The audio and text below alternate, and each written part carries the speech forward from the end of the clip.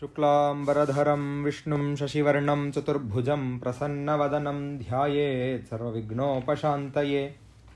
गुरुर्ब्रह्मा गुरुर्विष्णु गुरुर्देवो महेश्वरः गुरुः साक्षात् परब्रह्म तस्मै श्रीगुरवे नमः। श्रुतिस्मृतिपुराणानामालयं करुणालयं नमामि भगवत्पादशङ्करं लोकशङ्करं।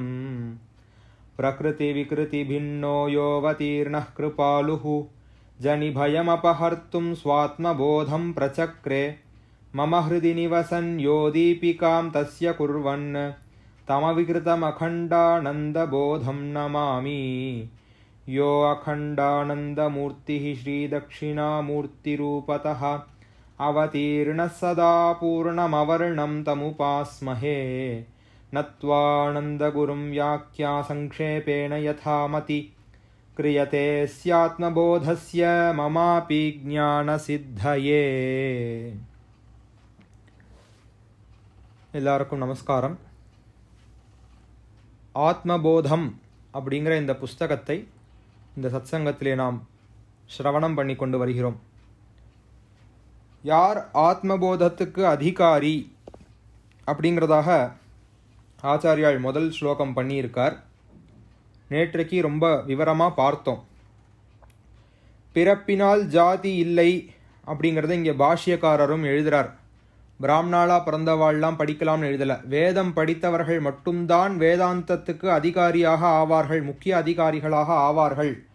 வேதம் படிக்காமல் பிராமண குலத்தில் பிறந்திருந்தாலும் புராணத்தை படித்தவர்களாகவாது அட்லீஸ்ட் இருக்க வேண்டும் அப்படிங்கிறதாக இங்கே பாஷ்யக்காரர் எழுதியிருக்கார். நேத்திக்கு அதை நம்ம பார்த்தோம். புராண ஸ்ரவணாதினா ஸ்வயமேவ ஜாயமானம் ஞானம் சதசத் விவேகா அப்படின்னு சதசத் விவேகத்துக்கு அவர் பாஷ்யம் எழுதியிருந்தார்.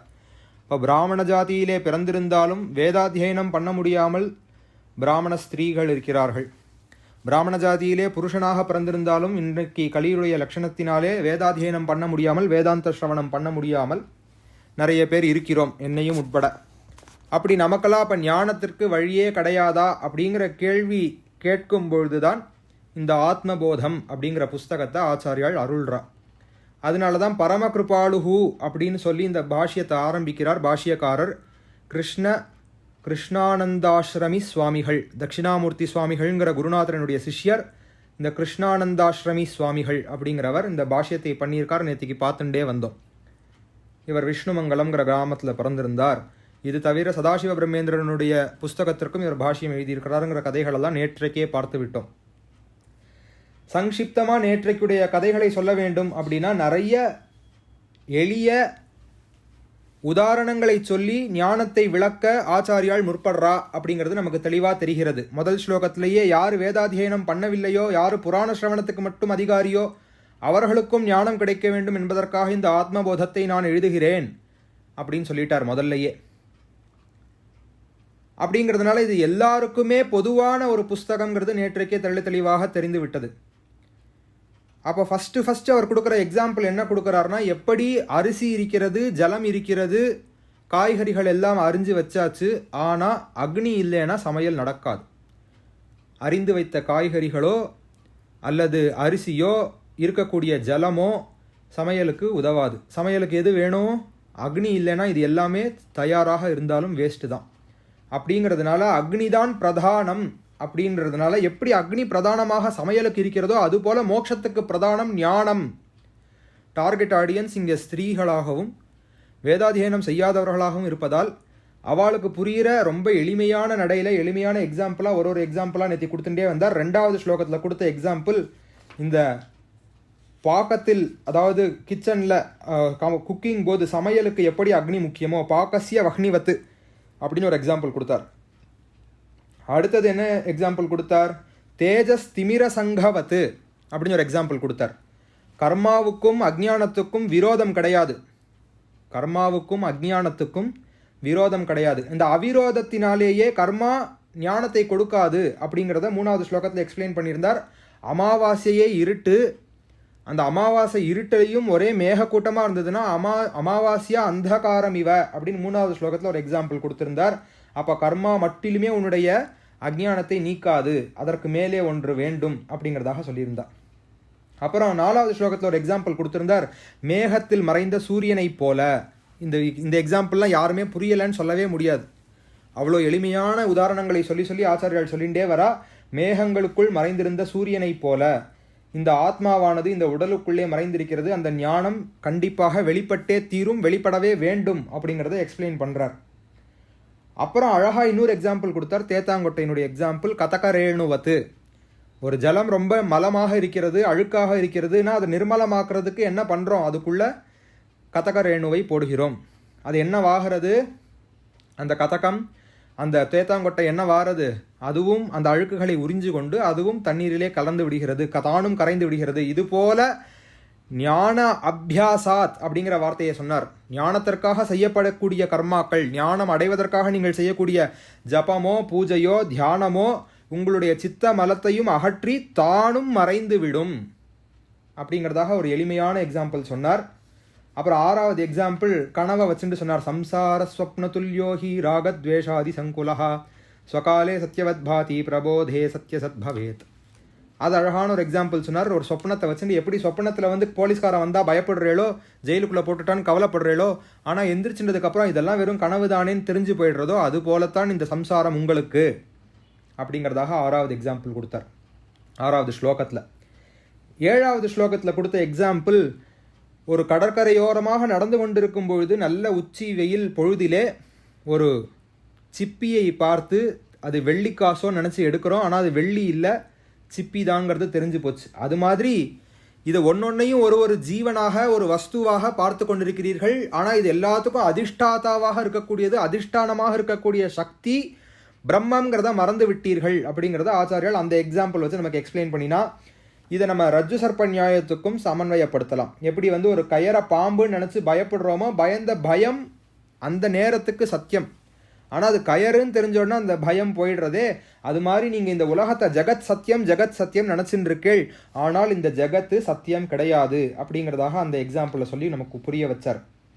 அப்புறம் இன்னொரு அழகான எக்ஸாம்பிள் கொடுத்தார். இந்த சிருஷ்டி லயம் ஸ்திதி இதெல்லாம் எப்படி நடக்கிறதுனா, ஒரு பபுள் ஃபார்ம் ஆகிறத போல.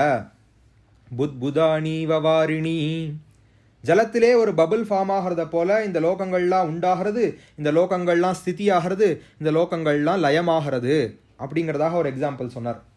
அப்புறம் 9வது எக்ஸாம்பிள் திரும்பவும் ஹாட்டகே கட்டகாதிவ, எப்படி தங்கமாகப்பட்டது வளையலாக மாறினாலும் தங்கம் தங்கமாகவே இருக்குமோ, தங்கம் செம்பாகவோ பித்தளையாகவோ மாறிவிடாதோ, அப்போ பரபிரம்மமாகிய பரபிரம்மத்திலிருந்து வந்த இந்த ஜீவாத்மாவும் உள்ளுக்குள்ள பரபிரம்ம ஸ்வரூபமாக தான் இருக்கிறது. என்ன நாமரூபம் மாறிப்போச்சு, என்ன மாறிவிட்டது? நாமரூபம் மாறிவிட்டது. தங்கம் அப்படின்னு ஒரு சப்தமாக இருந்தது, வளையல் அப்படின்னு மாறிடுத்து, மோதிரம் அப்படின்னு மாறிடுத்து, கங்கணம் அப்படின்னு மாறிடுத்து, கொலுசு அப்படின்னு மாறிடுத்து. வெள்ளி வெள்ளியாக தானே இருக்கும், தங்கம் தங்கமாக தானே இருக்கும். தங்கத்தை மோதிரமாக பண்ணினா வெள்ளியாக போய்டுனா யாரும் மோதிரமே பண்ண மாட்டா. அப்போது நாமரூபம் இல்லாமல் இருந்த தங்கம்னு இருந்த வஸ்து ஒரு செயினா பண்ணின உடனே நாமரூபத்தோட மாறிடுறது. செயின்னா இன்னும் ஆக்கிருதியோடு இருக்கும், நீளமாக இருக்கும், கழுத்தில் போட்டுக்கலாம், இதற்கு செயின்னு பெயர். மோதிரம்னா வளையமாக இருக்கும், விரலில் மாட்டிக்கலாம், மோதிரம்னு பெயர். நாமம் ரூபம் மாறுபடுகிறது, ஆனால் தங்கம் மாறுபடுகிறதா? தங்கம் மாறுபடவில்லை. இதுக்கு தான் திருமூலருடைய திருமந்திரத்தை நேற்றைக்கு பார்த்தோம். மரத்தை மறைத்தது மாமத யானை, மரத்தில் மறைந்தது மாமத யானை, பரத்தை மறைத்தது பார்முதல் பூதம், பரத்தில் மறைந்தது பார்முதல் பூதம். அந்த எக்ஸாம்பிள் பார்த்தோம். அடுத்த எக்ஸாம்பிள் ரொம்ப அழகாக சொல்லி கொடுத்தார். ஒரு பானை இருக்குது, மண்பானை. அந்த மண்பானையை உடைக்கிறோம். உடைக்கும் பொழுது அங்கே இருக்கக்கூடிய ஸ்பேஸில் ஏதாவது மாற்றம் உண்டாகிறதானா? ஸ்பேஸில் மாற்றம் உண்டாவதில்லை. இந்த எக்ஸாம்பிளில் ரொம்ப நன்னா புரிஞ்சுக்கணும். அதனால நேற்றுக்கு 10வது ஸ்லோகம் சொல்லிட்டு இந்த 10வது ஸ்லோகத்திலிருந்தே ஆரம்பிப்போம் நாளைக்கு அப்படின்னு சொல்லியிருந்தேன். ஒரு குயவன் ஒரு பானையை செய்கிறான். யதாகாஷோ ஹிருஷிகேஷோ நானோபாதிகதோ விபுஹு தத்பேதாத் பின்னவத் பாதி தன்னாஷே கேவலோ பவேத். ஒரு பானையை செய்கிறான் குயவன். பானையை பண்ணும் பொழுது அந்த பானைக்குள்ளே ஒரு ஆகாசம் இருக்குது. பானை பண்ணும்போது பானைக்குள்ளே ஸ்பேஸ் இருக்கு இல்லையா, அப்போ தான் ஜலம் அதில் எடுக்க முடியும். அதில் இடம் இருக்குது, ஒரு ஆகாசம் இருக்கிறது, ஸ்பேஸ் இருக்குது, நமக்கு நன்னா கண்ணுக்கு தெரியறது. அந்த பானையை ஒரு தடியை கொண்டு உடச்சிடுறோம். பானையை ஒரு தடியை கொண்டு உடச்சிடுறோம். உடச்ச உடனே அந்த கட்டத்தில் இருந்த ஸ்பேஸ் இப்போ நார்மல் ஸ்பேஸாக மாறிடுதா? கட்டாகாசம் வெறும் ஆகாசமாக மாறிவிட்டதா? கடத்திலே இருந்த ஆகாச தத்துவம் வெறும் ஆகாசமாக மாறிவிட்டதா? ஏதாவது அதில் சேஞ்ச் இருக்கா? இது கடத்தில் இருந்த ஆகாசம், இது தனி ஸ்பேஸோட ஒட்டாது அப்படின்னு ஏதாவது இருக்கா? அப்படின்னு எதுவுமே கிடையாது. அந்த கட்டமாக இருந்தபோது கட்டம்ங்கிற உபாதி இருந்தது. உபாதின்னு அடிக்கடி யூஸ் பண்ணுறேன். லிமிட்டேஷன் அர்த்தம். உபாதினா லிமிட்டேஷன் அர்த்தம். அதுக்கு நேற்றுக்கே எக்ஸாம்பிள் சொன்னேன். எனக்கு கண் இருக்குன்னா என்னுடைய கண் ஒரு உபாதி. இந்த செவத்தை தாண்டி என் கண் பார்க்க முடியாது, இந்த செவத்தை தாண்டி என் காது கேட்க முடியாது, என் நாக்கில் படாத வஸ்துவை நான் ருச்சிக்க முடியாது, நாக்கில் எது படுறதோ அதை மட்டும்தான் நான் ருச்சிக்க முடியும். இதெல்லாம் லிமிட்டேஷன் இல்லையா? உபாதின்னு வந்துடுத்துனா அதில் லிமிட்டேஷன் வந்துடும். அப்போ ஒரு கடம்ங்கிறது ஒரு உபாதி. அந்த கடத்துக்குள்ளே இருக்கக்கூடிய ஆகாசம் ஒரு ஆகாசம். கட்டம் இருக்கிற வரையிலையும், அந்த கடம்ங்கிற வஸ்து இருக்கிற வரையிலையும் அது கட்டாகாசம்னு பேர்.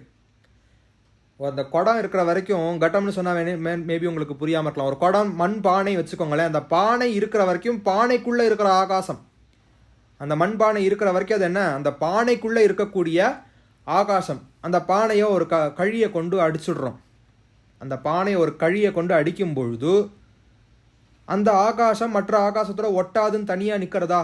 இந்த இடத்தில் பானை இருந்தது அப்படின்னு தனியாக ஒரு ஆகாசம் அங்கே தனியாக ஃபார்ம் ஆகி நிற்கிறதா? கிடையாது. மகா ஆகாசத்தோடு அது அங்கே சேர்ந்து விடுகிறது. மகாகாசத்தோடு கட்டாகாசம் சேர்ந்து விடுகிறது. அந்த ஆகாசத்தில் ஏதாவது மாற்றம் தெரிகிறதா? இது பானைக்குள்ளே இருந்த காற்று, அதனால இந்த காற்று ப்ரௌன் கலரில் இருக்கும். இது நார்மலாக வெளியில் இருந்த காற்று வெள்ளை கலரில் இருக்கும். அப்படின்னு ஏதாவது இருக்கா? இது பானைக்குள்ளேயே இந்த காற்று இருந்ததுனால இந்த ஆகாசம் ப்ரௌன் கலர் ஆகாசம். இது பானைக்கு வெளியில் இருந்த ஆகாசம், அதனால இது வெள்ளை கலர் ஆகாசம். அப்படின்னு ஏதாவது இருக்கா? அங்கே பானை இருந்துதானே தெரியாத அளவுக்கு மாறிவிடுகிறது. இன்னும் நமக்கு புரிகிற மாதிரியான ஒரு எக்ஸாம்பிள் சொல்கிறேன். பெரிய பெரிய அரண்மனைகள்லாம் இருந்தது ஒரு காலத்தில். ரொம்ப முன்னாடி போக வேண்டாம், இப்போ ஒரு 100 வருஷம் 150 வருஷத்துக்கு முன்னாடியே பெரிய பெரிய அரண்மனைகள்லாம் இருந்தது. இன்றைக்கி அந்த இடங்கள்லாம் இடிச்சுட்டு வேற ஏதோ பில்டிங்லாம் அங்கே கட்டிட்டா. ஆனால் அந்த ஸ்பேஸ் மாறலை இல்லையா? அரண்மனைங்கிறது ஒரு உபாதி. அரண்மனைங்கிற பில்டிங் ஒரு உபாதி. அந்த உபாதி போயிடுத்து. இன்றைக்கி வேற ஒரு உபாதி அப்பார்ட்மெண்ட்டுங்கிற பேரில் அங்கே ஒரு உபாதி வந்துடுத்து. ஆனால் ஸ்பேஸில் ஏதாவது மாற்றம் ஏற்பட்டதா? அரண்மனையாக இருந்தபோது 10 ஏக்கராக இருந்தது சார், இன்றைக்கி அப்பார்ட்மெண்ட்டாக கேட்டும்போது அது 1 ஏக்கராக மாறிடுத்துன்னு சொல்ல முடியுமா? சொல்ல முடியாது. அதே 10 ஏக்கர் தான். அந்த 10 ஏக்கருக்கு உண்டான அப்பார்ட்மெண்ட்டை நீங்கள் கட்டிக்க முடியும். எப்படி உபாதி அதை அளவுபடுத்தாதோ, ஆகாசத்தை அளவுபடுத்தாதோ, அதுபோல பரபிரம்மத்தை இந்த உடல் அளவுபடுத்த முடியாது. ஆனால் நம்ம என்ன நினச்சிட்டு இருக்கோம்? இதை அளவுபடுத்திடுத்து நம்மளை. நம்ம இந்த தேகம் மட்டும்தான், கட்டாகாசம்தான் முக்கியம். கட்டாகாசம்னா நம்ம இருக்கிறது கடத்துக்குள்ளே இருக்கிற ஆகாசத்தை போல நினச்சிட்டு இருக்கோம் நம்ம. அதுதான் கிடையாது அப்படிங்கிறார். அப்போ அந்த பேத புத்தி எப்போ போகிறதோ, கடத்துக்குள்ளே இருக்கக்கூடிய ஆகாசமும் கடத்துக்கு வெளியே இருக்கக்கூடிய ஆகாசமும் ஒரே ஆகாசம்ங்கிறது எப்போ தெரியறதோ, அப்போ நம்ம லிமிட்டேஷன் உள்ள ஆள் நம்ம நினச்சிப்போமோ? கடத்துக்குள்ளே இருக்கக்கூடிய ஆகாசமும் பானைக்கு வெளியில் இருக்கக்கூடிய ஸ்பேஸும் ஒரே ஸ்பேஸ் தான் அப்படின்னு தெரிஞ்சுட்டதுக்கப்புறம் இல்லை அப்போ கூட இந்த பானைக்குள்ளே மட்டும்தான் நான் இருப்பேன்னு சொல்ல முடியுமோ? அப்போ தான் you are going and accessing the external resources. You are going and accessing what? The external resources. Akashic records அப்படிலாம் சொல்கிறா பாருங்க. இந்த உடலால் செய்ய முடியாத விஷயம், வெளியில் இருக்கக்கூடிய வஸ்துவை போய் ஆக்சஸ் பண்ணுறது. அந்த ஆக்சசபிலிட்டிலாம் எப்படி கிடைக்கும்? அவுட் ஆஃப் பாடி போனால் தான் கிடைக்கும். இந்த உடல்னால இத்தனை ஃப்ரீக்வன்சி சப்தம் தான் கேட்க முடியும். இந்த ஃப்ரீக்வன்சியில் இத்தனை ஹர்ட்ஸில் இருக்கக்கூடிய சப்தம் தான் இந்த காதால் கேட்க முடியும். ஏன்னால் இந்த காதுக்கு உபாதி. காது என்ன? உபாதி. லிமிட்டேஷன் உள்ளது காது. அதுவே சப்தமாக பேசினா தான் காதே நமக்கு கேட்கறது. மெதுவாக பேசினா காது கூட கேட்க மாட்டேங்கிறது. அப்போது அதையும் தாண்டி இருக்கக்கூடிய ஒரு விஷயம் நமக்கு புரிய வேண்டும், காதில் கேட்க வேண்டும். எப்படி மந்திர திரஷ்டாக்கள்லாம் மந்திரத்தை நாங்கள்லாம் ஆகாசத்தில் கேட்டு தான் எழுதி வச்சோன்னு சொல்கிறா இல்லையா? மந்திர திரஷ்டாக்கள் என்ன சொல்கிறா? நம்ம வேதத்தில் இருக்கக்கூடிய மந்திர திரஷ்டாக்கள் எல்லாரும் என்ன சொல்கிறா? இந்த மந்திரங்களை நாங்கள் காதால் கேட்டோம், ஸ்ரவணம் பண்ணினோம். அதனால தானே இதுக்கு ஸ்ருதின்னு பேர். வேதத்துக்கு ஸ்ருதின்னு ஏன் பேர்? யாரும் அதை உண்டு பண்ணலை. அந்த சப்தங்கள் அந்த மந்திரங்கள் ஸ்பேஸில் இருந்துகிட்டே இருக்குது. அதை கேட்டு எழுதி கொடுக்குறா. கரெக்டா? எப்படி கேட்டா? அப்போ தான் இந்த உடல் இல்லைங்கிற ஞானம், தேகாத்ம புத்தி போனதுனால அந்த மகரிஷிகள், அந்த ஞானிகள், அந்த ரிஷிகள், மந்திர திரஷ்டாக்கள் அந்த மந்திரங்களை செவியுற்று கேட்டு நமக்கு அனுகிரகம் பண்ணினார்கள். அப்போ இதிலிருந்தே நமக்கு தெரியறது, நமக்கு காது தான் உபாதி. காதுங்கிற இந்திரிய வசப்பட்டுட்டோமே என்றால் அந்த இந்திரியத்துக்கு ஒரு அளவு உண்டு. காதுங்கிற இந்திரிய வசப்பட்டுட்டோம்னா என்ன ஆகும்? அந்த இந்திரியத்துக்கு ஒரு அளவு உண்டு. கண்ணுங்கிற இந்திரியத்துக்கு வசப்பட்டுட்டால் கண்ணுங்கிற இந்திரியத்துக்கு ஒரு அளவு உண்டு. அப்போ இந்திரியத்தெல்லாம் தாண்டி உள்ளுக்குள்ளே இருக்கிற விஷயத்தை போய் தொட்டாதான் அதை அந்த லிமிட்லெஸ்ஸாக இருக்கிற ரிசோர்ஸை போய் ஆக்சஸ் பண்ண முடியும். லிமிட்லெஸ்ஸாக இருக்கிற ரிசோர்ஸை போய் ஆக்சஸ் பண்ண முடியும் அப்படிங்கிறார் இங்கே. அப்போது இதுக்கு முக்கியமாக நம்ம தெரிஞ்சுக்க வேண்டியது என்னன்னா, இந்த எக்ஸாம்பிள்லேருந்து, இந்த கட்டாகாசத்துலேருந்து தெரிஞ்சுக்க வேண்டிய எக்ஸாம்பிள் என்னன்னா, இந்த உடம்பு பானை மாதிரி. இந்த உடம்பு பானை மாதிரி. யார் இதை சொல்லியிருக்கா? நம்முடைய கடுவெளி சித்தர் இதை பாட்டாக தமிழிலே சொல்லியிருக்கிறார். நந்தவனத்திலோராண்டி அவன் 4 மாதமாய் குயவனை வேண்டி கொண்டு வந்தானொரு தோண்டி மெத்த கூத்தாடி கூத்தாடி போட்டுடை தாண்டி நந்தவனத்திலோராண்டி. நந்தவனம்ங்கிறது இந்த பூலோகம். அதில் ஆண்டிங்கிறது ஜீவன். இந்த ஜீவன் என்ன பண்ணுறானா? 4 மாதமாய் குயவனை வேண்டி. யார் இந்த கடம் பண்ணுறா? இந்த கட்டத்தை பண்ணக்கூடிய குயவன் யார்? பரபிரம்மம். அந்த குயவனை வேண்டி கொண்டு வந்தான் ஒரு தோண்டி. அவன் ஒரு கட்டத்தை கொண்டு வாங்கிட்டு வரான். ஒரு குழந்தை பிறக்கிறது. 4 மாதமாய் 10 மாதம் குயவனை வேண்டி கொண்டு வந்தான் ஒரு தோண்டி மெத்த கூத்தாடி கூத்தாடி போட்டுடை தாண்டி நந்தவனத்திலோராண்டி. 10 மாதம் கஷ்டப்பட்டு பிறந்த குழந்தை. அப்புறம் அது பால்ய வயசுக்கு போகிறது, அப்புறம் யௌவனமாகிறது, அப்புறம் வார்த்தக்கியம் வந்துடுறது, நல்ல வாழ்க்கையை ஃபுல்லாக அனுபவிக்கிறது, அப்புறம் போட்டுடை தாண்டி அந்த தேகத்துக்கு நாசம்ங்கிறது, அழிவுங்கிறது ஏற்பட்டு விடுகிறது. புரியறதே? புரியாமல் இல்லையே. அப்போ இந்த தேகம்தான் பானை அப்படிங்கிறது நமக்கு நன்னா தெரியறது இல்லையா? அப்போது இந்த தேகத்துக்கு உள்ளே இருக்கக்கூடிய ஆகாசம் வேற, என் உடம்புக்கு வெளியில் இருக்கக்கூடிய ஆகாசம் வேறையா? நம்ம ஏற்கனவே கேட்ட கேள்வி மாதிரியே தான்.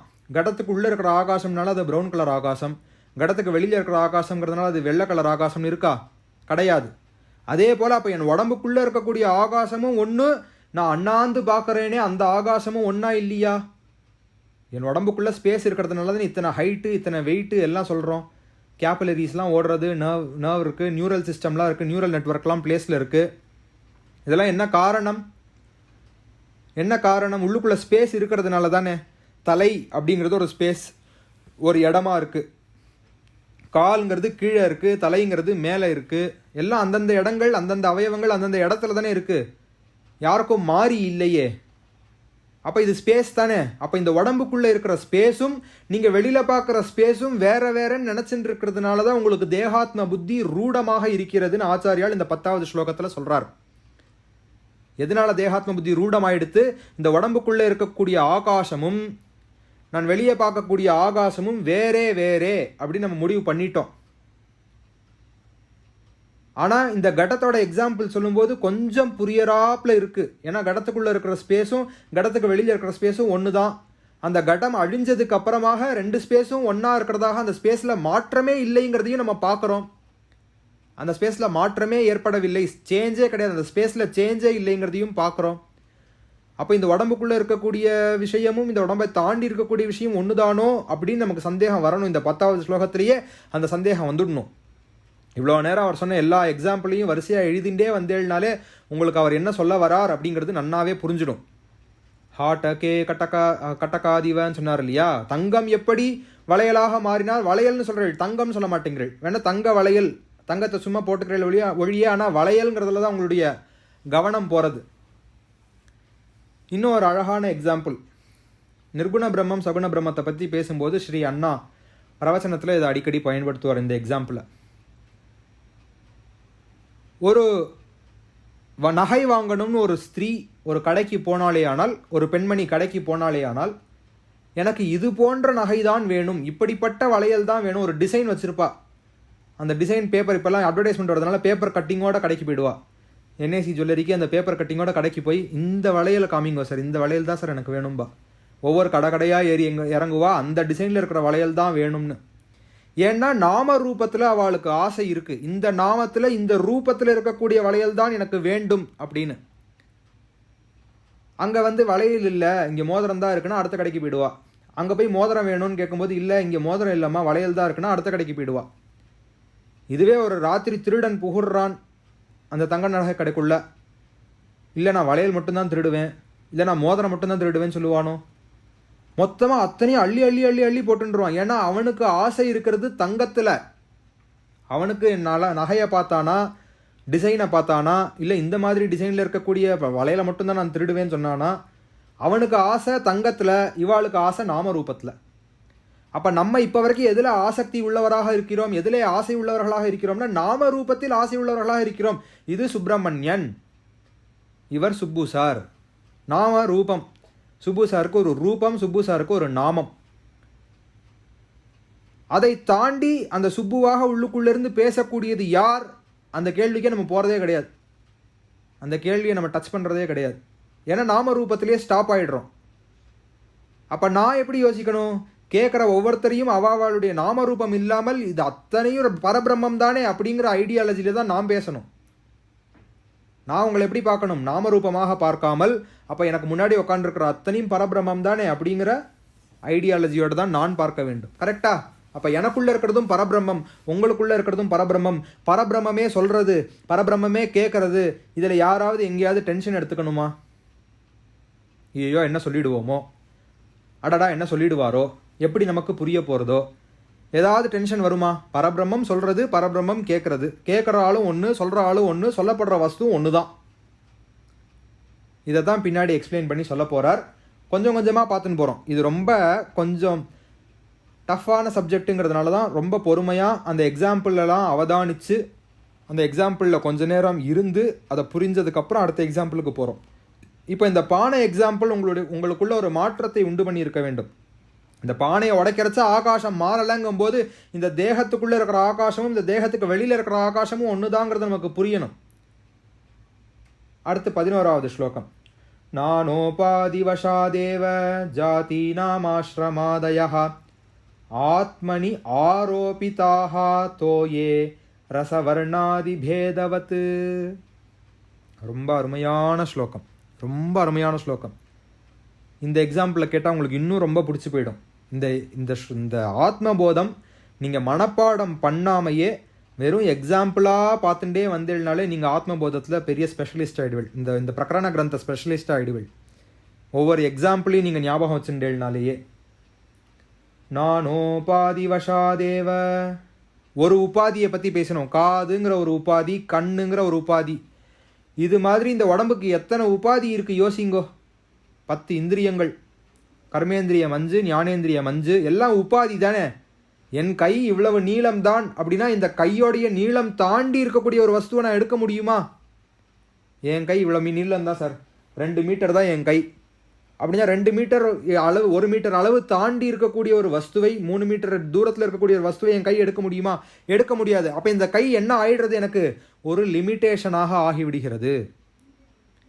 என் கை என்ன ஆகிவிடுகிறது? ஒரு லிமிட்டேஷனாக ஆகிவிடுகிறது, ஒரு உபாதியாக ஆகிவிடுகிறது. இது மாதிரி 1-2 உபாதியாக இந்த உடம்புல இருக்கு. நானோபாதி வசாதேவ, நானாவிதமான உபாதிகள் இருக்கின்றன, பலவிதமான உபாதிகள் இருக்கின்றன. பலவிதமான உபாதிகளை கொண்டுள்ளதால் என்னென்ன உபாதிலாம் இருக்கு? வெறும் உடம்பை மட்டும் பார்த்துட்டோம், அப்புறம் இருக்கிற உபாதிலாம் சொல்லணும் இல்லையா? ஜாதீனாம் ஆஸ்ரமாதயா, ஜாதி ஆஸ்ரமம் இதெல்லாம் நிறைய இருக்கு. என்னென்ன ஜாதி? மனுஷ்ய ஜாதி, பக்ஷி ஜாதி, மிருக ஜாதி, இதெல்லாம் ஜாதிகள்னு பேர். இதுக்கு தான் ஜாதின்னு பேர். எதிலிருந்து பிறப்பு உண்டாயிற்றோ அதற்கு ஜாதி என்று பெயர். சம்ஸ்கிருதத்திலே எதிலிருந்து பிறந்தோமோ அதுக்கு ஜாதி. நம்மளாம் மனுஷியாலிருந்து பிறந்ததுனால நம்ம மனுஷ்ய ஜாதி, பக்ஷிகளிடமிருந்து பிறந்ததுனால அதெல்லாம் பக்ஷி ஜாதி, தாவரத்திலிருந்து பிறந்ததுனால அதெல்லாம் தாவர ஜாதி. அப்போ இதுக்கு தான் ஜாதின்னு பெயர். பிராமண, வைசிய, க்ஷத்ரிய, சூத்ரா இதுக்கு வர்ணாசிரமம்னு பெயர், இதுக்கு வர்ணம்னு பெயர். இவர்கள் இந்த வேலைக்காக வரிக்கப்பட்டவர்கள். இவர்கள் இந்த வேலைக்காக வரிக்கப்பட்டதால் அதற்கு வர்ணாசிரமம்னு பேர். ஜாதி ஒழிப்பு, ஜாதி ஒழிப்புங்கிறாலே அந்த வார்த்தையே அடியோட தப்பு. ஜாதி ஒழிப்புனா அப்போ நம்மளாம் ஹியூமனாக இல்லைன்னு அர்த்தம். ஹியூமன்கிறது தான் ஜாதி. மனுஷ ஜாதியை ஒழிக்க முடியுமா? அதனால தான் அவளால் இன்றைக்கி வரைக்கும் ஜாதி ஒழிப்பே பண்ண முடியல. ஏன்னா சப்தமே தப்பு, அடிப்படை டெர்மினாலஜியே தப்பு, அடிப்படை டெர்மினாலஜியே தப்பு. ஜாதிங்கிறது மனுஷ ஜாதி, பக்ஷி ஜாதி, மிருக ஜாதி, இதெல்லாம் தான் ஜாதி. எதிலிருந்து ஜாயத்தே அது ஜாதி. எதிலிருந்து பிறந்தார்களோ எதிலிருந்து உண்டானார்களோ அது ஜாதி. அப்போ இந்த வேலையை செய்யக்கூடியவர் பிராமணர், இந்த வேலையை செய்யக்கூடியவர் வைஷ்யர், இந்த வேலையை செய்யக்கூடிய க்ஷத்ரியர்ங்கிறது வர்ணாசிரமம். அதற்கு பெயர் என்ன? வர்ணாசிரமம்.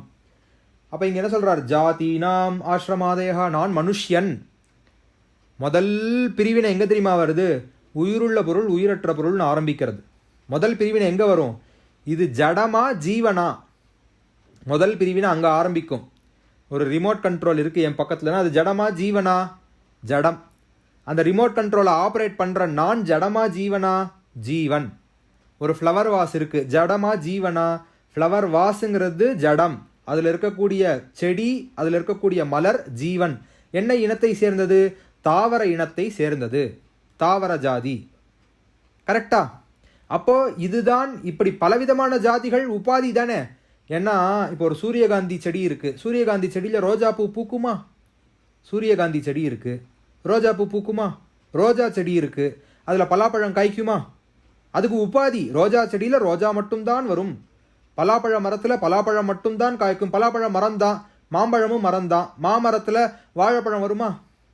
அதற்கு உண்டான உபாதி. மாமரம்னா மாங்காய் மட்டும்தான் காய்க்கும், மாம்பழம் மட்டும்தான் வரும்.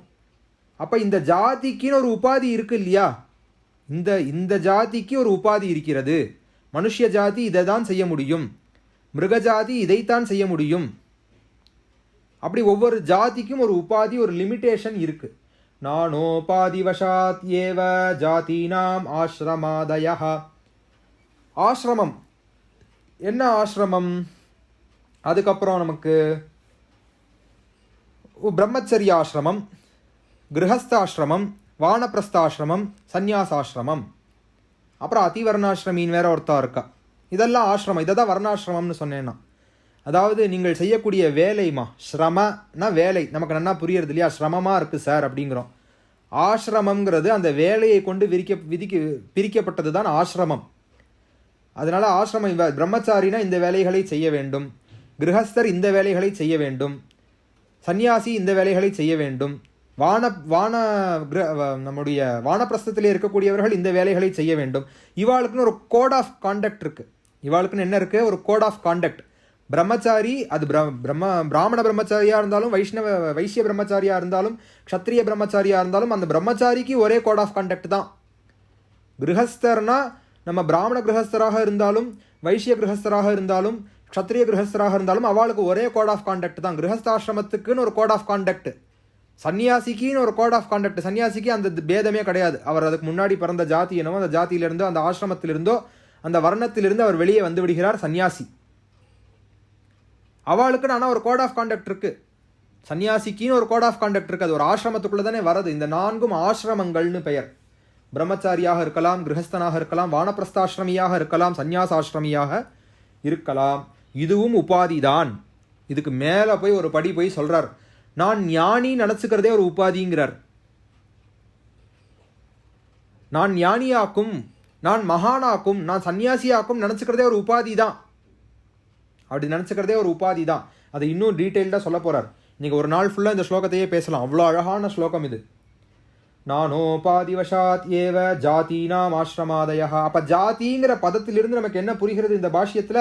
ஜாதிஹி மனுஷ்யத்வாதி, மனுஷ்ய முதலிய ஜாதிகளை இங்கே குறிப்பிடுகிறார். நாமரூப பேதம், ராமான் பேரு, கிருஷ்ணான் பேரு இல்லையா, ஹரின்னு பேரு, கோவிந்தான் பேரு, கேசவான் பேரு, நாராயணான் பேரு, மாதவான் பேரு, வேற வேற பேரு. அப்புறம் குட்டையா, நெட்டையா, குண்டா, ஒல்லியா, கருப்பா, வெள்ளையா, செவப்பா, கோதுமை கலரில், இதெல்லாம் ரூபங்கள் வேற, நாமங்கள் வேற. நாம ரூப உபாதி வேற, இந்த நாமம் இந்த ரூபங்கிற உபாதி வேற. அப்புறம் குண்டு கிருஷ்ணன், ஒல்லி கிருஷ்ணன் இப்படி தனியாக அது வேற இல்லையா? இதெல்லாம் உபாதிகள். அப்புறம் ஆசிரமம், பிரம்மச்சாரி கிருஷ்ணன், கிரகஸ்த கிருஷ்ணன், சன்னியாசி கிருஷ்ணன், இப்படி அது வேற. ஆசிரமத்தை வச்சு வேற ஒரு உபாதி. இப்படி எவ்வளவு உபாதிகள் இருந்தாலும் இந்த அத்தனை உபாதிகளும் என்னன்னா ஆத்மனி ஆரோபிதாக, ஆத்மனி ஆரோபிதாக, ஆத்மாவில் ஆரோபிக்கப்பட்டிருக்கின்றன. இதில் எதுலேயுமே ஆத்மா ஒட்டாதுன்னு அர்த்தம். ஆரோபிக்கப்பட்டிருக்கிறதுனா என்ன அர்த்தம்? இதில் எதுலேயுமே ஆத்மா ஒட்டாது.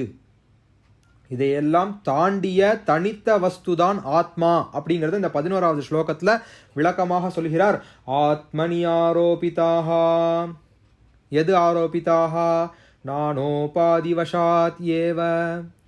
பலவிதமான உபாதிகள், இந்த நாமரூப பேதங்கள், இந்த ஆசிரம பேதங்கள், இந்த ஜாதி பேதங்கள் ஆத்மனி ஆரோபிதாக, ஆத்மாவில் ஆரோபிக்கப்பட்டிருக்கின்றன. இன்னும் அழகாக ஒரு எக்ஸாம்பிள் சொல்கிறேன். ஒரு ஃப்ளைட்டில் போயின்னு இருக்கேள் எல்லாரும். ஒரு ஃப்ளைட்டில் போயின்னு இருக்கும்போது திடீர்னு ஒரு இன்ஃப்ளைட் கம்யூனிகேஷன் நடக்கிறது. அவள் கையில் டெலிஃபோன் எடுத்து சொல்கிறா, யாராவது டாக்டர் இருக்கேளா, ஒரு எமர்ஜென்சி, யாராவது டாக்டர் வாங்கோ அப்படிங்கிறா. யாராவது ஒரு டாக்டர் வாங்கோ அப்படிங்கிறா. அப்போ தன்னுடைய பெயர் மறந்து தான் டாக்டருங்கிற போத்தியம் ஏற்படும் பொழுது தான் ஒரு டாக்டர் எந்திரிச்சு வரார். ஆமாம், நான் டாக்டர் தான், உங்களுக்கு என்ன ஹெல்ப் வேணும்னு கேட்குறார். இதே அவர் பேரை சொல்லி கூப்பிட்டாலும் அவர் ஆமாம் இந்த பேர் தான் என்னோடது அப்படின்னு அவர் வரார். அந்த உபாதியை நீங்கள் பிரிச்சுட்டே போகலாம். ஒரே ஆள் எவ்வளோ பேராக இருக்கார். அம்மாவுக்கு பிள்ளையாக இருக்கார், பொண்டாட்டிக்கு ஆத்துக்காரராக இருக்கார், பிள்ளைக்கு அப்பாவாக இருக்கார், அண்ணாக்கு தம்பியாக இருக்கார், தம்பிக்கு அண்ணாவாக இருக்கார். ஒரே ஆள் தான். ஆனால் இந்த அண்ணா, தம்பி, பிள்ளை, அப்பா, கணவன், இது எல்லாம் மித்தியைன்னு பேர். இதுக்கெல்லாம் என்ன பெயர்? மித்தியை அப்படின்னு பெயர். எல்லாம் ஒன்றுமே இல்லைன்னு அர்த்தம். இது சத்தியம் கிடையாது, இதெல்லாம் மித்தியை. மனைவி இருக்கிற வரைக்கும் தான் கணவன், அம்மா இருக்கிற வரைக்கும் தான் பிள்ளை, பிள்ளை இருக்கிற வரைக்கும் தான் அப்பா. அப்போ இதெல்லாம் ஒரு காலத்திலே அழியக்கூடியது. அதனால் இது சாஸ்வதம் கிடையாதுங்கிறத தெரிஞ்சுக்கோங்கோ அப்படிங்கிறார். இது சாஸ்வதம் இல்லை, இது சாஸ்வதம் கிடையாது அப்படிங்கிறத தெரிந்து கொள்ளுங்கள். இதை எதுக்கு ஒப்பிட்டு சொல்கிறார் பாருங்கோ. தோயே ரசவர்ணாதி பேதவத்து. ஜலம் நிர்மலமான ஜலம். ஜூஸ் கடை எக்ஸாம்பிள் சொல்கிறார். இதை விட சிம்பிளாக உங்களுக்கு ஆத்ம ஞானம் யார் சொல்லிக் கொடுக்க முடியும்னு எனக்கு சொல்லுங்க, எனக்கு தெரியல. ஒரு ஜூஸ் கடைக்கு போகிறோம், அங்கே வெவ்வேறு விதமான சாயங்களை வைத்திருக்கிறான். என்ன சாயம் வச்சுருக்கான்? ஒரு கிரேப் கான்சன்ட்ரேட், ஒரு ஆரஞ்சு கான்சன்ட்ரேட், ஒரு போமோகிரானட் கான்சன்ட்ரேட், இதெல்லாம் வச்சுருக்கான். நீங்கள் எனக்கு இந்த ஜூஸ் வேணும்னு சொன்னோன்னா வெறும் நிர்மலமான ஜலத்தை எடுக்கிறான், அந்த கான்சன்ட்ரேட்டை ஆட் பண்ணுறான், அப்படியே உங்கள் கையில் கொடுக்குறான். குடித்தா அப்படியே ஜிலு ஜிலுன்னு உங்களுக்கு ஆரஞ்சு ஜூஸ் குடித்தா மாதிரியே இருக்குது. ஆனால் அடிப்படை வஸ்து என்ன? வெறும் நிர்மலமான ஜலம். அந்த நிர்மலமான ஜலத்தின் பேரில் என்ன சூப்பர் இம்போஸ் ஆச்சு? அந்த கான்சன்ட்ரேட் சூப்பர் இம்போஸ் ஆச்சு. அதுக்கு ஒரு வர்ணம். ஆரஞ்சு ஜூஸ்னால் ஆரஞ்சு கலரில் இருக்கணும், ஆப்பிள் ஜூஸ்னால் அது ஒரு கலரில் இருக்கணும், மேங்கோ ஜூஸ்னால் எல்லோ கலரில் இருக்கணும். வர்ணங்கள் வேறு வேறு, வர்ணங்கள் வேறு வேறு, வேறு கலர்கள் வேறு வேறு வேறு கலரில் கொடுக்குறான்னு சொல்கிறார் இங்கே ஆதிசங்கரர். சர்பத்து அவர் காலம் என்ன காலம், ஆச்சாரியோட காலம் என்ன காலம், சர்பத்து எப்படி கலர் கலராக இருக்கும்னு ஆச்சாரியால் நமக்கு இங்கே சொல்கிறான். ரசவர்ணாதி பேதவத்து. ரசமும் வேற வேறையாக இருக்கும், வர்ணமும் வேற வேறையாக இருக்குங்கிற ஆச்சாரியால். அதனுடைய டேஸ்ட்டும் வேறையாக இருக்கும், கலரும் வேறையாக இருக்கும். ஆனால் அடியில் இருக்கக்கூடிய வஸ்து என்ன? அடியில் இருக்கக்கூடிய வஸ்து நிர்மலமான ஜலம். எப்படி அடியில் இருக்கக்கூடிய வஸ்து நிர்மலமான ஜலமாக இருக்கும் பொழுது ஒரு கான்சன்ட்ரேட்டை அதன் பேரில் சூப்பர் இம்போஸ் பண்ணும்போது அதனுடைய கலர் மாறிடுறது, டேஸ்ட் மாறிடுறதோ, அதே போல் ஆத்மாங்கிறது இது எதுலேயுமே ஒட்டாமல் நிர்மலமாக இருக்கக்கூடிய ஒன்று. அதன் பேரில் எதை சூப்பர் இம்போஸ் பண்ணுறோம்? இது ஜீவன், இவன் மனுஷன், மனுஷன்லையும் இவன் புருஷன், புருஷன்ல இவன் பிராமண வர்ணத்திலே பிறந்திருக்கிறான், பிராமண வர்மனத்திலே இப்போ பிரம்மச்சரிய ஆசிரமத்திலே இருக்கிறான், பிரம்மச்சரிய ஆசிரமத்திலே இவன் செய்யக்கூடிய காரியங்கள் இன்னவாக இருக்கின்றன. இது அத்தனைக்கு என்னன்னு பேர் சார்? உபாதின்னு பெயர். இதெல்லாம் நம்மளை லிமிட் பண்ணுறது இல்லையா? நான் ஜீவனாக இருக்கும்போது ஜடமாக இருக்க முடியுமா? லிமிட்டேஷன். நான் ஜீவனாக இருக்கும்போது ஜடமாக இருக்க முடியாது. ரெண்டாவது, இப்போ நான் மனுஷனாக இருக்கும்போது பறக்க முடியுமா? நான் மனுஷன் நான் நினச்சுட்டேன்னா நான் பறக்க முடியுமா? பட்சிகளால் தான் பறக்க முடியும், மனுஷனால் பறக்க முடியாது. அப்போ நான் மனுஷன் நினச்சிக்கிறதுக்கு பேர் என்ன? உபாதி, லிமிட்டேஷன். நான் பட்சிகளை போல பறக்க முடியாது, மீனை போல நீந்த முடியாது, யானை போன்ற பலம் எனக்கு கிடையாது. ஏன்னா என்னுடைய ஜாதி என்ன ஜாதியாக எடுத்து மனுஷிய ஜாதியாக மாறிவிட்டது. ரைட்டு. அடுத்தது ஆசிரமம். இப்போ நான் பிராமண வர்ணத்திலே பிறந்திருக்கிறேன் அப்படின்னா நான் வைசிய தொழிலை போய் பண்ண முடியுமா? இன்றைக்கி பண்ணுறோம். இன்றைக்கி அதான் வர்ணசங்கரம் ஆயிடுத்து. இதை தான் பவிஷ்ய புராணத்தில் சொல்லியிருக்கா. கலிகாலத்திலே வர்ணசங்கரம் ஆகிவிடும்னு சொல்லியிருக்கா. பிராமண வர்ணத்துக்கு உண்டான வேலைகளை நம்ம செய்ய முடியறதில்ல. அந்த வருத்தமாவது நமக்குள்ளே தொக்கி நிற்கிறதா இல்லையா இன்றைக்கி வரைக்கும்? அட்லீஸ்ட் ஏதோ ஒரு தர்மத்துக்கு நான் பிராமணன் ஆனால் இதை செய்ய முடியலையே, நான் வைசியன் ஆனால் இதை செய்ய முடியலையே. ஒரு பிராமண குலத்திலே பிறந்த ஒருத்தனை நேரம் கொண்டு போய் மிலிட்ரியில் சேர்த்து விட்டா எப்படி இருக்கும் சொல்லுங்கள் பார்ப்போம். வழி வழியாக வேதாத்தியனம் பண்ணிகிட்டே வந்த குடும்பம், திடீர்னு பையனை கொண்டு போய், பையனும் அப்படி தான் இருப்பான், வேதாத்தியனம் பண்ணிகிட்டே வர பையன் அப்பாவை போல தானே பிள்ளை இருப்பான். அவனை கொண்டு போய் மிலிட்ரியில் விட்டால் என்ன பண்ணுவான் பாவம்? அப்போ அவனுக்கு ஒரு உபாதி ஏற்பட்டுடுறது. அந்த வர்ணத்திலே பிறந்ததுனால அவனுக்கு ஒரு உபாதி, ஒரு லிமிட்டேஷன் உண்டாகி விடுகின்றது. அடுத்த ஆசிரமம். என்ன ஆசிரமம்? பிரம்மச்சரிய ஆசிரமம். பிரம்மச்சரிய ஆசிரமம்னு இருக்கும்போது நான் போய் கல்யாணம் பண்ணிக்க முடியுமா? கல்யாணம் பண்ணிட்டு நான் கிரகஸ்தாசிரமியாக மாறிடுவேன். இல்லை கிரகஸ்தாசிரமியாக இருக்கும்போது நான் சன்னியாசத்துக்கு ஆசைப்பட முடியுமா? அப்போ நான் கிரகஸ்தாசிரம வாழ்க்கையை வாழ முடியாது. லிமிட்டேஷன் இல்லையா? இதுவும் ஒரு லிமிட்டேஷன். ஜாதீனாம் ஆஸ்ரமாதயா ஆத்மனி ஆரோபிதாக தோயே ரசவர்ணாதி பேதவத். வேற கான்சன்ட்ரேட்ஸு, வேற ஜூஸு. அந்த ஜூஸ் எல்லாத்தையும் எதில் விடுறா? இந்த நிர்மலமான ஜலத்தில் கலந்து grape juice, orange juice, apple ஜூஸ்னு கொடுக்குற மாதிரி இந்த வர்ண, ஆசிரம, ஜாதி அத்தனையும் கலந்து இதெல்லாம் உபாதின்னு பெயர். இதற்கெல்லாம் என்ன பெயர்? உபாதி, லிமிட்டேஷன் பெயர். ஒன்றா இருக்கும்போது இன்னொன்னா இருக்க முடியாது. ஆணாக இருக்கும்போது பெண்ணாக இருக்க முடியுமா? இல்லை அலியாக இருக்கும்போது ஆணாகவோ பெண்ணாகவோ இருக்க முடியுமா? அலியாக மட்டும்தான் இருக்க முடியும், ஆணாகவோ பெண்ணாகவோ இருக்க முடியாது. பெண்ணாக இருக்கும்போது ஆணாக இருக்க முடியுமா? தன்னை போய் மாற்றின்று தான் ஆகணும் இல்லையா? அப்போ மாற்றின்றுவா. அப்போ அதுவாக மட்டும்தான் இருக்க முடியுமே ஒழிய நான் எல்லாம் சேர்ந்ததாக இருக்கிறேன்னு சொல்ல முடியாது. ஏன்னா இதுக்கு உபாதின்னு பெயர். இது லிமிட்டேஷன் பண்ணிடும். அந்த ஒன்றா தான் இருக்க முடியும், 2-3 சேர்ந்து இருக்க முடியாது. ஏன்னா இது எல்லாமே உபாதி வகைகளை சேர்ந்தது. நானோபாதிவசாத் ஏவ ஜாதீனாம் ஆஸ்ரமாதய ஆத்மனி ஆரோபிதாக தோயே ரசவர்ணாதி பேதவத். இதை விட எக்ஸாம்பிள், ஈஸியான எக்ஸாம்பிள் யாருமே கொடுக்க முடியாது. ஒரு ஜூஸ் கடை எக்ஸாம்பிளை எடுத்துட்டு, ஒரு சர்பத் கடை எக்ஸாம்பிளை வச்சுட்டு, வேற ரசம், வேற வர்ணம், ஆனால் உள்ளுக்குள்ளே இருக்கிறது நிர்மலமான ஜலம் அப்படின்னு ஆச்சாரியால் உள்ளுக்குள்ளே இருக்கக்கூடிய பரமாத்ம தத்துவத்தை நமக்கு விளக்குவதற்கு முயற்சி பண்ணுகிறார்.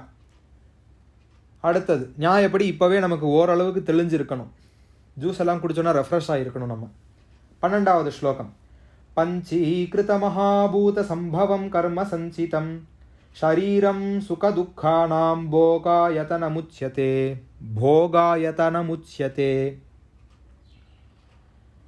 ஜூஸ் குடிச்சு ரெஃப்ரெஷ் ஆகிருப்பேன்னு நினைக்கிறேன். அடுத்து கொஞ்சம் பெரிய சாப்டர், பெரிய டாபிக். இந்த டாப்பிக்கு பஞ்சீகரணம்னு பெயர். இந்த டாபிக் என்ன பெயர்? பஞ்சீகரணம் அப்படின்னு பெயர். ஏற்கனவே நம்ம அஸ்ட்ராலஜி கிளாஸ் அட்டன் பண்ண வாழ்ல இதை நான் சொல்லி கொடுத்துருப்பேன். இந்த பஞ்சீகரணம் ஓரளவுக்கு மற்ற கிளாஸ்களையும் இந்த பஞ்சீகரணம் சொல்லி கொடுத்துருப்பேன். எல்லாருமே இருக்கிறதுனால இந்த பஞ்சீகரணத்தை இன்னும் டீட்டெயில்டாக சொல்ல வேண்டிய அவசியம். ஏன்னா இது வேதாந்த பிரகரண கிரந்தம். இதில் தான் இது முக்கியமாக நம்ம கற்றுக்கணும். பஞ்சீகரணம்னா என்ன சார் அர்த்தம்? எல்லாமே பஞ்சபூத கலவையினால் ஆனதுதான்.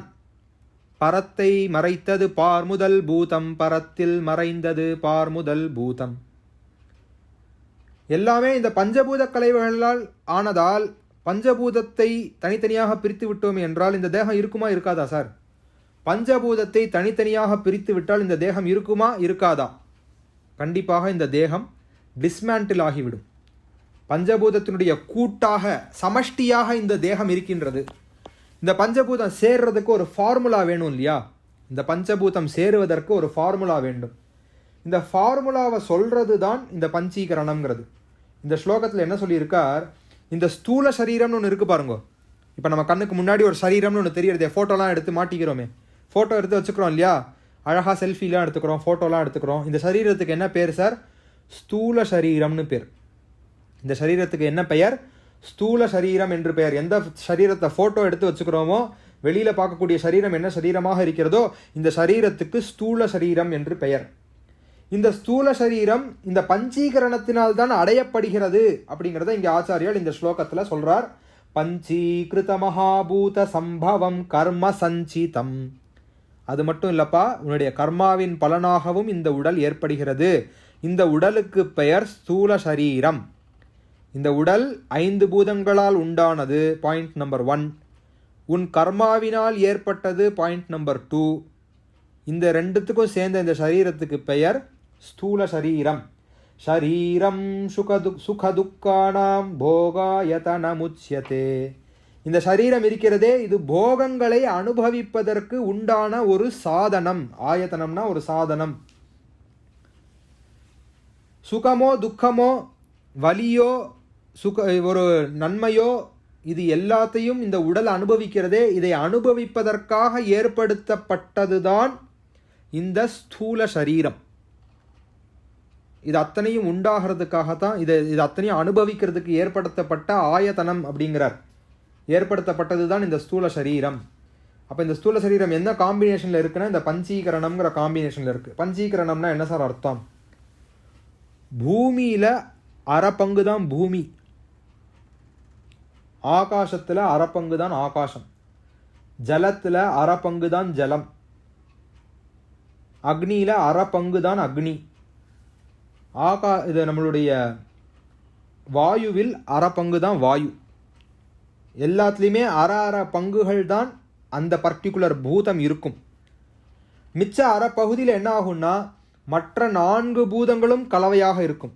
உதாரணமாக இப்போ நான் வெறும் ஆகாசம்னு எடுத்துக்கிறேனே, முதல் பூதம் ஆகாசம். ஆகாஷாத் வாயு, வாயோர் அக்னி, அக்னேர் ஆபஹா, ஆப்போ பிருத்திவி.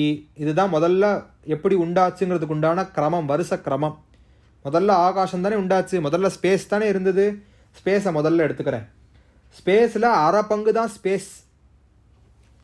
ஸ்பேஸை ஒரு யூனிட்னு எடுத்துட்டேன்னா அந்த ஒரு யூனிட்டில் 0.5 தான் ஸ்பேஸ். மற்றதெல்லாம் என்ன ஆகும்? மற்ற எல்லாம் சேர்ந்து அரை பங்கு. அப்போ 1/8 வந்து பிருத்திவி தத்துவம், 1/8 வந்து ஜல தத்துவம், 1/8 அக்னி தத்துவம், 1/8 காற்று தத்துவம், வாயு தத்துவம். ஆகாசத்தில் ஆகாசம் பாதி பங்கு தான், 50% தான். புரிஞ்சுட்டு பாருங்க சார். ஆகாசத்தில் ஆகாசம் 50% தான். மற்ற நான்கு பூதங்களும் மற்ற 50% தானாகவே எடுத்துக்கொள்கின்றன. 12% கரெக்டாக சொல்லணும்னா 50% ஆகாசம், 12.5 12.5 12.5 12.5 மற்ற 4 பூதங்களும். இதுக்கு பிரத்யட்சமாக நீங்கள் வந்து எக்ஸ்பெரிமெண்ட் பண்ணி காமிக்க முடியுமா சார்? 100% காமிக்கலாம். 100% பஞ்சீகரணம் கற்றுக்கிறதுக்கு வேற எங்கேயோ போக வேண்டாம், நம்ம அடுப்படிக்கு போனாலே போகிறோம். அடுப்படிக்கு போனால் பஞ்சீகரணம் புரிஞ்சு போயிடும். ஆச்சாரியாலே சாக்ஷாத் மோக்ஷைக சாதனம்னு சொல்கிறதுக்கு பாகசிய வக்னிவத்துன்னு கிச்சனுடைய எக்ஸாம்பிள் சொல்லும்போது பஞ்சீகரணத்தை நம்ம கிச்சன் எக்ஸாம்பிள் வச்சு சொல்லி கொடுத்துடலாம் இல்லையா? மோக்ஷத்துக்கு சாக்ஷாத் மோக்ஷைக சாதனம் அப்படிங்கிறதுக்கு சொல்கிறதுக்கு கிச்சன் எக்ஸாம்பிள் யூஸ் பண்ணுறச்ச பஞ்சீகரணம் ஒரு கான்செப்ட். அந்த கான்செப்டை கிச்சன் போனால் புரிஞ்சுக்க மாட்டோமா? கிச்சன்லேயே ஞானம் அடைஞ்சவாள்லாம் இருக்கா. ஒரு லேடி ஆத்துக்காரருக்கு தோசை வாத்துன்னு இருந்தா, நிஜமாலே நடந்த கதை. தோசை வாத்துண்டே அப்படியே பரபிரம்ம தியானத்தில் லயமாயிட்டா, ஆத்மானுபூதி ஆயிடுது.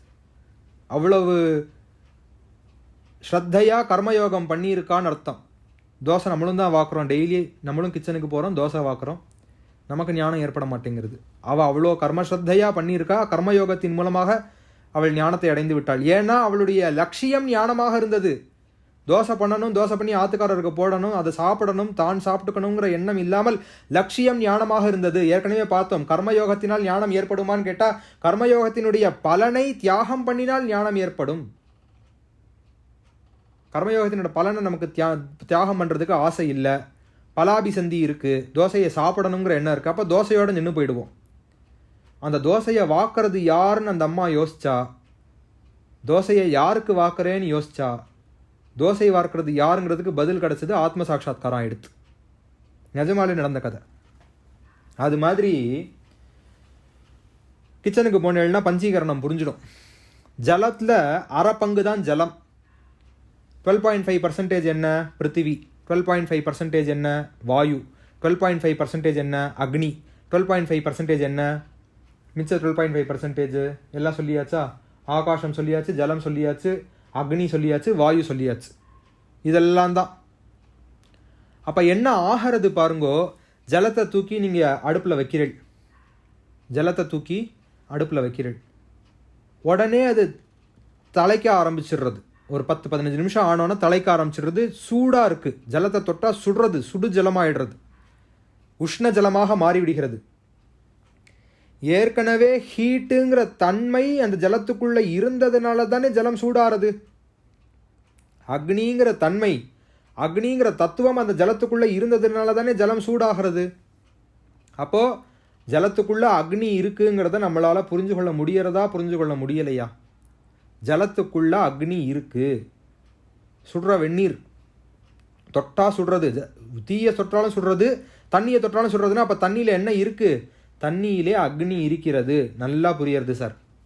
அடுத்ததுக்கு வாங்கோ சார். ஃபயர் முடிச்சுட்டு ஜலத்திலே காற்று இருக்கிறது. கண்ணுக்கு நேரம் பார்க்குறோம், ஆவியாக பறக்கிறது. பறக்குதா பறக்கலையா?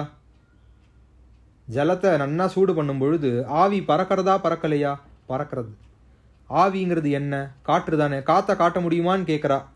வேப்பரை காட்டுறோமே, வாட்டர் வேப்பரை அப்படி மேலே போகிறதே பார்க்குறோமே, வாயு தானே. அப்போ ஜலத்துக்குள்ளே வாயு இருக்கா இல்லையா? ஜலத்துக்குள்ளே வாயு இருக்கிறது, கண்ணுக்கு நேரம் தெரியறது. சார் இதெல்லாம் ஓகே சார். ஜலத்தில் ஆகாசம் எப்படி சார் இருக்குது? பானைன்னு ஒன்று தூக்கி வைக்கிறேளே, அதுவே ஆகாசம் தானே. ஜலத்துக்குள்ளே ஸ்பேஸ் இருக்கிறதுனால தானே 1 லிட்டர் பாட்டில்னா இத்தனை சைஸு, 2 லிட்டர் பாட்டில்னா இத்தனை சைஸு, 5 லிட்டர் பாட்டில்னா இத்தனை சைஸுனா அதுக்கு காரணம் அந்த ஜலத்தினுடைய அணுவுக்குள்ளே இருக்கக்கூடிய ஸ்பேஸ் தானே காரணம். H2O பாண்டு தானே காரணம். H2O நம்மளுடைய சம்ஸ்கிருதத்துலேயே இருக்குன்னு சொல்லி, வேதத்தில் இருக்குன்னு சொல்லி நடுவில் நிறைய சர்க்குலேட் ஆச்சு. நீங்களும் படிச்சிருப்பேன். பிராணோ ஏகஹா அந்யத்வே அப்படின்னு இருக்குன்னு வந்திருக்கு, ரிக்வேதத்தில் இருக்குன்னு வந்திருக்கு. H2Oட ஃபார்முலா ஆக்சிஜன் 1 பங்கு, மற்றது 2 பங்கு அப்படின்னு அதுக்கு அர்த்தம். பிராணோ ஏகஹா அந்யத்வேனா. H2O பிராணோ ஏகஹா 1 பங்கு ஆக்சிஜன், அந்யத்வே மற்றொன்று 2 பங்கு H2O. அப்போ அந்த அதுக்குன்னு ஒரு அளவு இருக்குது, அதுக்குன்னு ஆகாசம் இருக்குது, ஒரு ஆக்கிருதி இருக்குங்கிறதுனால தானே 1 லிட்டருக்கு இத்தனை பாட்டில் வேணும், 2 லிட்டருக்கு இவ்வளோ பெரிய பாட்டில் வேணும், 5 லிட்டருக்கு அவ்வளோ பெரிய பாட்டில் வேணும் சொல்கிறதுக்கு காரணம் என்ன? ஜலத்திலே ஆகாசம் இருப்பதால். ஜலத்திலே ஆகாசம் இருப்பதால். இதை எப்படி நம்ம புரிஞ்சுக்கிறது? சரி, இப்படி நீங்கள் பாட்டில் எக்ஸாம்பிள் சொல்லும்போது எனக்கு புரியல. அதே நீங்கள் ஏற்றின அடுப்பில் ஏற்றின தண்ணி அப்படியே இருக்கட்டும், 15 நிமிஷம் ஆச்சுன்னா தண்ணி குறையிறதா குறையலையா? ஸ்பேஸ் குறையிறதா குறையலையா?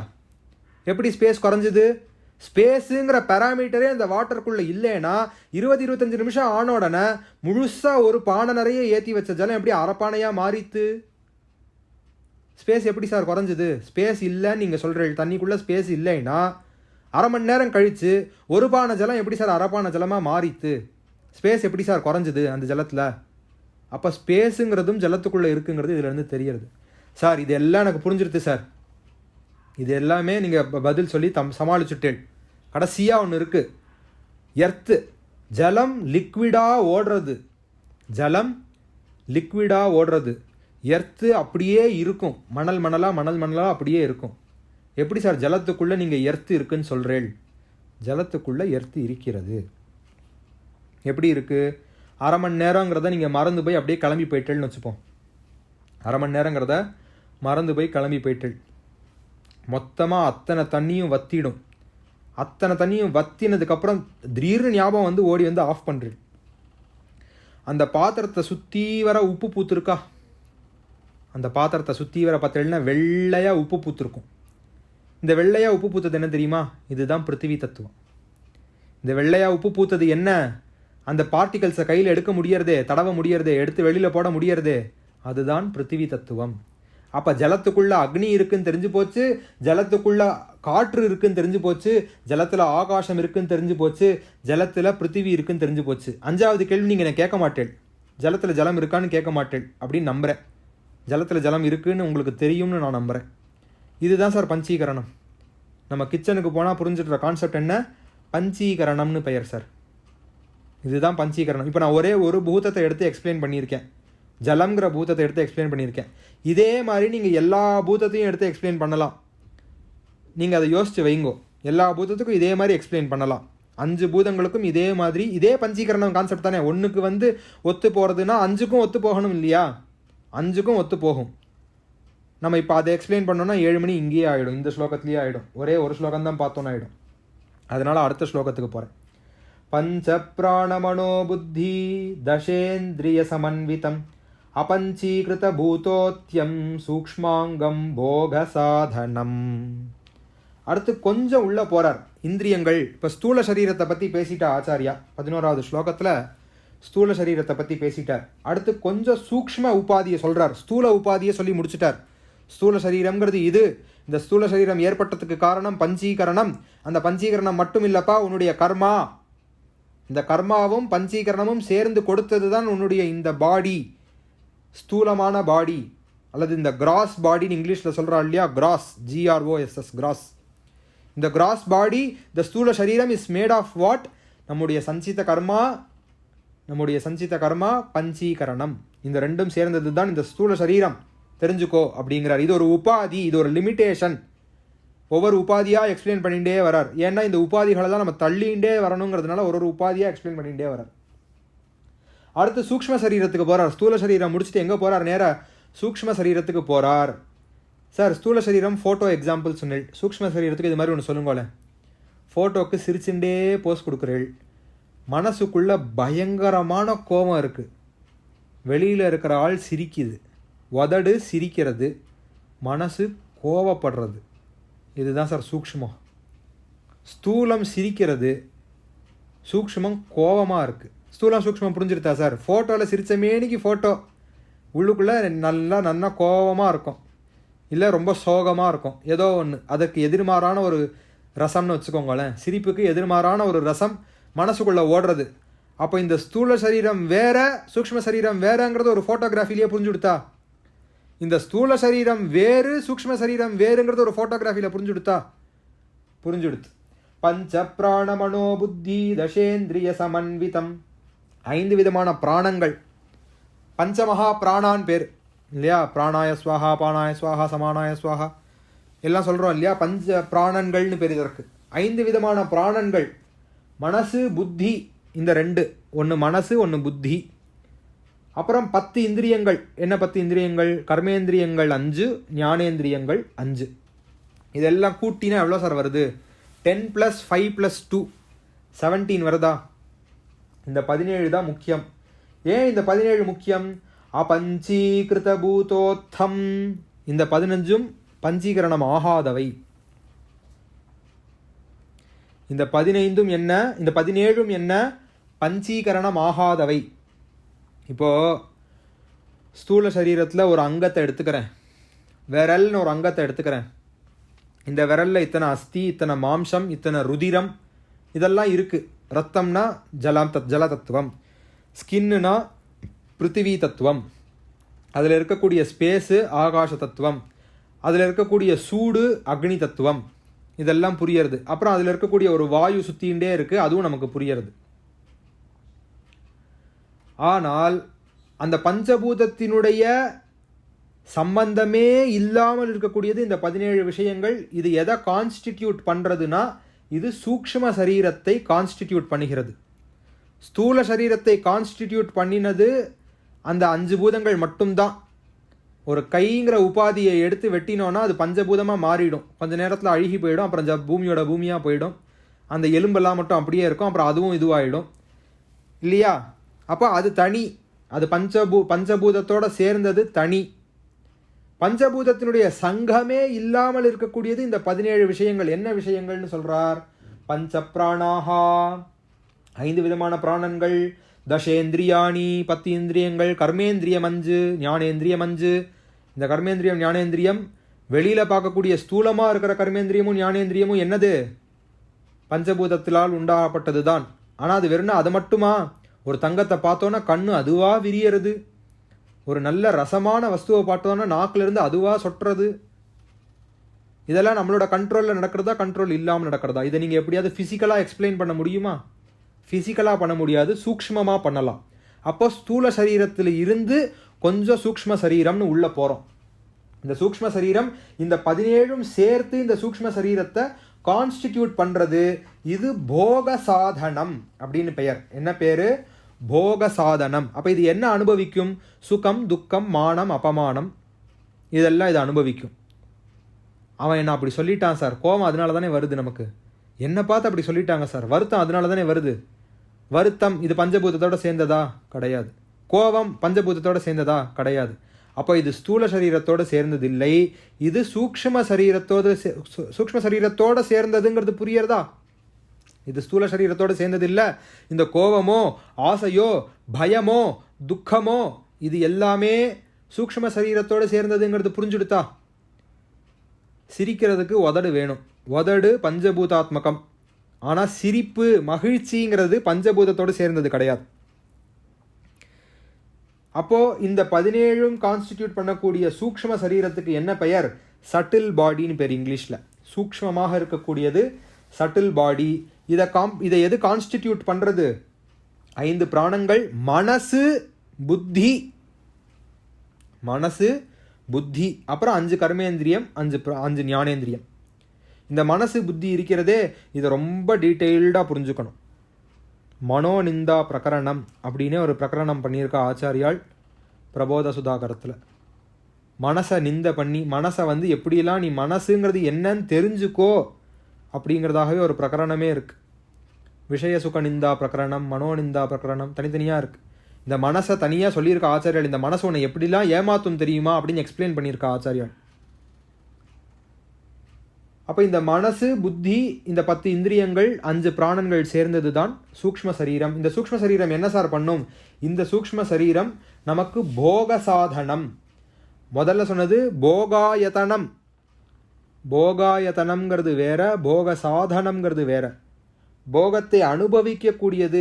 ஒரு எக்ஸாம்பிள் சொல்கிறேனே, சந்தோஷமாக இருக்கேள், கை தட்டுறேள். சந்தோஷமானோன்னு என்ன பண்ணுறேள்? கை தட்டுறேள். கை தட்டுறதுக்கு கை வேண்டும், கையை தட்டுவதற்கு கை வேண்டும். கை இருக்குங்கிறதால கை தட்டுவோமா? சந்தோஷம் ஆனாதான் கை தட்டுவோம். அந்த சந்தோஷம் சூக்ஷ்மம். தட்டுறதுக்கு வேணுங்கிற கை ஆயத்தனம். தட்டுவதற்கு வேண்டுமான கை ஆயத்தனம். அதுக்குள்ளே இருக்கக்கூடியது சூக்ஷ்ம சரீரம். சூக்ஷ்மம் இருந்தால்தான் அது நமக்கு தோணும். சட்டில் பாடி, உள்ளுக்குள்ள சந்தோஷங்கிற ஃபீலிங் எங்கே ஏற்படுறது? மனசில் ஏற்படுறது. புத்தி கை தட்டுங்கிறது, அப்புறமா கை தட்டுறோம். அப்போ மனசும் புத்தியும் சம்பந்தம் இல்லாமல் கை தட்டுவோமானா, கைத்தட்டல் அப்படிங்கிற காரியம் மனசினாலையும் புத்தியினாலையும் அப்புறம் கர்மேந்திரிய வயப்பட்டு நடக்கிறது. கர்மேந்திரியம் கைங்கிற கர்மேந்திரிய வயப்பட்டு நடக்கிறது. சரி, இப்போ இந்த சூக்ஷ்ம சரீரம் ஸ்தூல சரீரம்ங்கிறதெல்லாம் நமக்கு புரிஞ்சுடுத்தா அப்படின்னா ஓரளவுக்கு புரிஞ்சிருக்கு. திரும்பி திரும்பி இதையே யோசிக்கும் போது நமக்கு இன்னும் நன்னா புரியும். ஸ்தூல சரீரம் ஓரளவுக்கு புரிஞ்செடுத்து, சூக்ஷ்ம சரீரத்தில் இந்த 17 விஷயங்கள் இருக்குங்கிறது புரிஞ்செடுத்து. அடுத்த ஸ்லோகத்துக்கு போகிற ஆச்சாரியால் இப்போ காரண உபாதி சொல்ல போகிறார். காரணோபாதி. அநாத்ய வித்யா நிர்வாச்சியா காரணோபாதி ருச்சியதே உபாதி த்ரிதயாதன்யம் ஆத்மானமவதாரயேத்.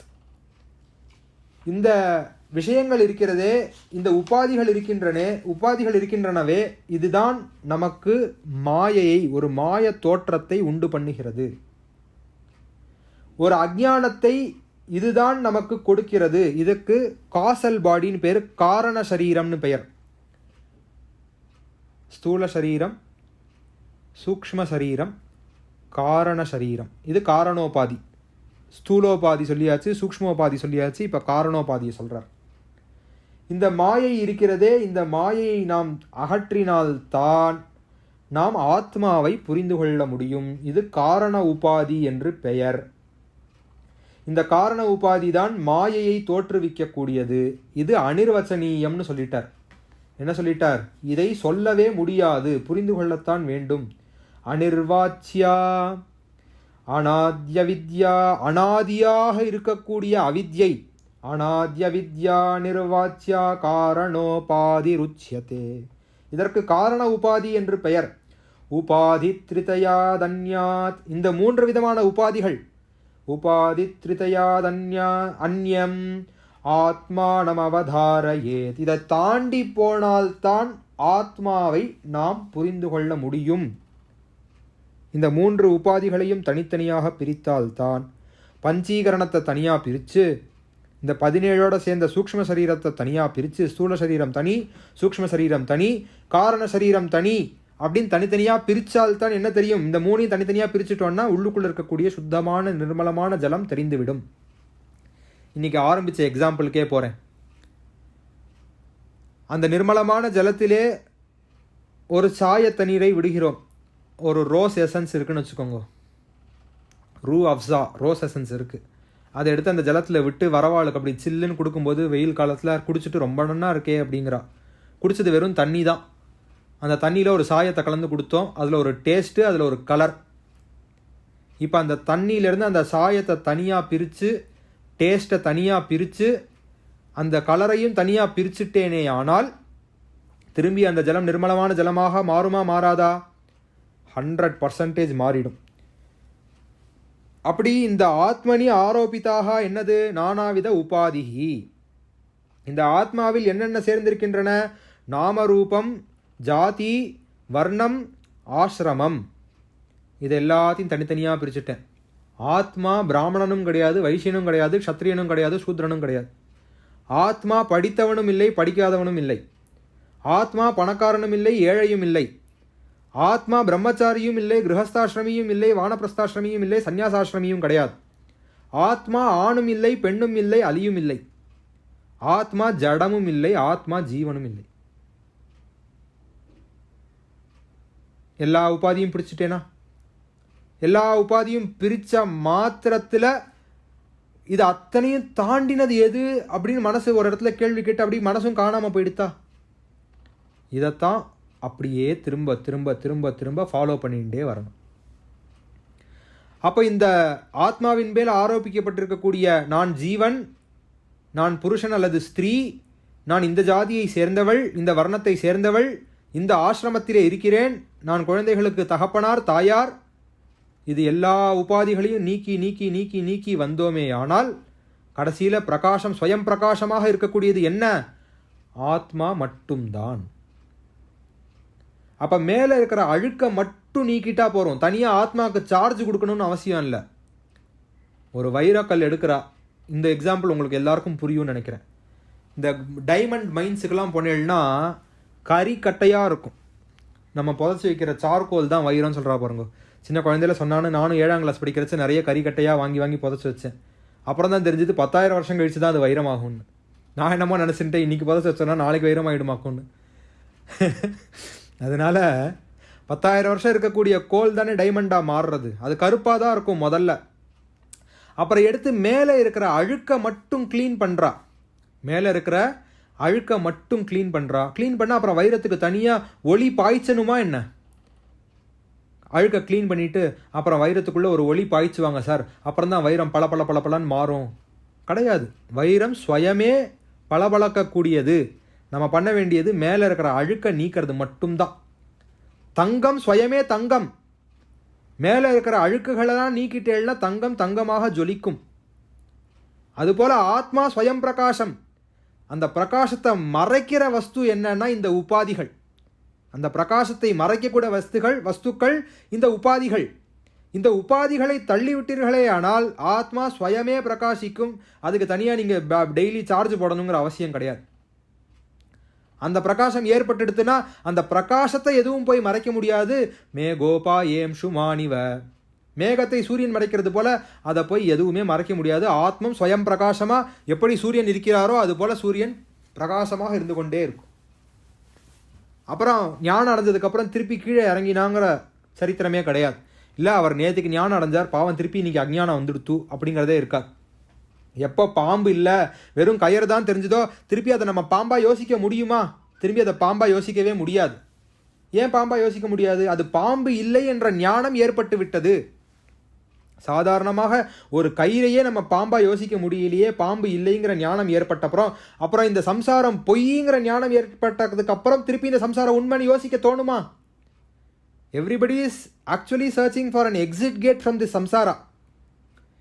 இந்த சம்சாரம் பொய்ன்னு புரிஞ்சிடாதா, இந்த சம்சாரம் மித்தியைன்னு தெரிஞ்சிடாதா, இதிலிருந்து நான் எஸ்கேப் ஆகிட மாட்டேனான்னு எல்லாரும் அங்கே எங்கே அல்லோல் பட்டுன்னு இருக்கா. அப்போ சம்சாரம் பொய்ன்னு தெரிஞ்ச பிற்பாடு யாராவது போய் திருப்பி ஆரோபிச்சுப்பாளோ, திருப்பி கற்பனை பண்ணிப்பாளோ, இந்த சம்சாரம் உண்மையாக்கும்னு கற்பனை பண்ணிப்பாளோ? ஒரு தடவை ஞானம் ஏற்பட்டதுன்னா ஞானம் ஏற்பட்டது தான். அப்போ ஜென்மாந்தரத்துக்கும் ஞானம் ஏற்பட்டது தான். அப்புறம் திருப்பி அதில் அஜ்ஞானமே கிடையாது. இந்த எக்ஸாம்பிள்லேருந்து எவ்வளோ கிளியராக புரியுறது பாருங்கள். ஒரு டைமண்ட் மைன் எக்ஸாம்பிள்லேருந்து, டைமண்டுக்கு தனியாக சார்ஜ் கொடுக்க வேண்டாம்ங்கிறதுலேருந்து, தங்கத்துக்கு தனியாக ஏதாவது நீங்கள் அதுக்கப்புறம் பண்ணணுமா? ஒன்றுமே பண்ண. தங்கம் ஸ்வயமே பிரகாசிக்கும், வைரம் ஸ்வயமே பிரகாசிக்கும். நமக்கு நாம ரூபத்தில் ஆசை இருக்கிறதுனால போய் தங்கத்துக்கு பாலிஷ் போடுறேன்னு போட்டுட்டு வரோம், அவன் நம்மளை ஏமாற்றிடுறான். தங்கம் ஸ்வயமான பிரகாசத்தில் இருக்கும்போது நம்மளை யாரும் ஏமாற்ற மாட்டோம், நம்மளும் யார்கிட்டையும் ஏமாற மாட்டோம். நீங்கள் அதுக்கு பேராசைப்படுறீங்க பற்றிலாம், பேராசை உங்களை ஏமாற்றி விடுறது. அப்போ ஆத்மா தானாகவே இருக்கும்போது பிரகாசிக்கும். வாங்கோ நான் இங்கே ஒரு கோர்ஸ் நடத்துகிறேன், 10,000 ரூபா கொடுத்துட்டேன்னா ஞானம் தரேன்னா ஒரு ஆசை, எல்லாரும் அங்கே நப்பாசில் போய் ஜாயின் பண்ணிடுறோம், 10,000 ரூபாயை கொடுத்துட்டு 10,000 ரூபாய் அவருக்கு லாபம். ஆத்ம ஞானத்தை யாராவது ஒருத்தர் இன்னொருத்தருக்கு காசை வாங்கிட்டு கொடுக்க முடியுமா? கடையில் கொடுக்குற சரக்கா, கடையில் கொடுக்குற வஸ்துவா? உங்களுக்குள்ளே இருக்கிற உபாதியை உங்களை தவிர வேறு யாராவது நீக்க முடியுமா? சொல்லுங்க. இவ்வளோ நேரம் ஆத்மபோதம் கேட்ட நீங்கள் இந்த கேள்விக்கு பதில் சொல்ல வேண்டும். உங்களுக்குள்ளே இருக்கிற பஞ்சீகரணத்தை நான் நீக்க முடியுமா? உங்களுக்குள்ளே இருக்கிற 17 விஷயங்கள் சேர்ந்திருக்கக்கூடிய சூக்ஷ்ம சரீரத்தில் இருக்கக்கூடிய அழுக்கை நான் நீக்க முடியுமா? நான் என்ன கிளீனிங் சர்வீஸா? இல்லை நம்ம அர்பன் கிளாப்பில் போட்டோன்னா க்ளீன் பண்ணிட்டு போவாளா? நாமே யோசித்து ஆலோசனை செய்து சுத்தப்படுத்தி கொள்ள வேண்டிய விஷயங்கள் குருநாதர் நமக்கு வழி காட்டுறார். அந்த வழியில் நம்ம நடக்கணும், அவ்வளவுதான். குருநாதர் வழியை தான் சொல்லுவார். ஆதிசங்கரருக்கு 6000 சிஷ்யாள், 16 பேர் ஞாபகம் வச்சுக்கிறது, 14 பேரை ஞாபகம் வச்சுக்கிறதுக்கே இன்னைக்கு நமக்கு கஷ்டப்பாடாக இருக்குது. 6000 பேர், அதில் அத்தனை பேர் ஞானியாக இருந்தாலும் இன்றைக்கி எத்தனை பேரை நம்ம ஞாபகம் வச்சுக்கிறோம்? கடைசியில் இட் ப்ரெசிபிடேட்ஸ் டவுன் டு ஒன்லி 4. குருநாதர் ஒருத்தர் தான். ஆனால் அந்த குருநாதரை அணுகிறவா எல்லாரும் ஞானம் அடையணும் அவசியம் இல்லையே. புத்தர் குருநாதராக இருந்தார், புத்தர் ஞானியாக இருந்தார். புத்தருடைய அண்ணா புத்தர் உயிரோடு இருக்கிறவருக்கு ஞானம் அடையலையே ஆனந்தர்.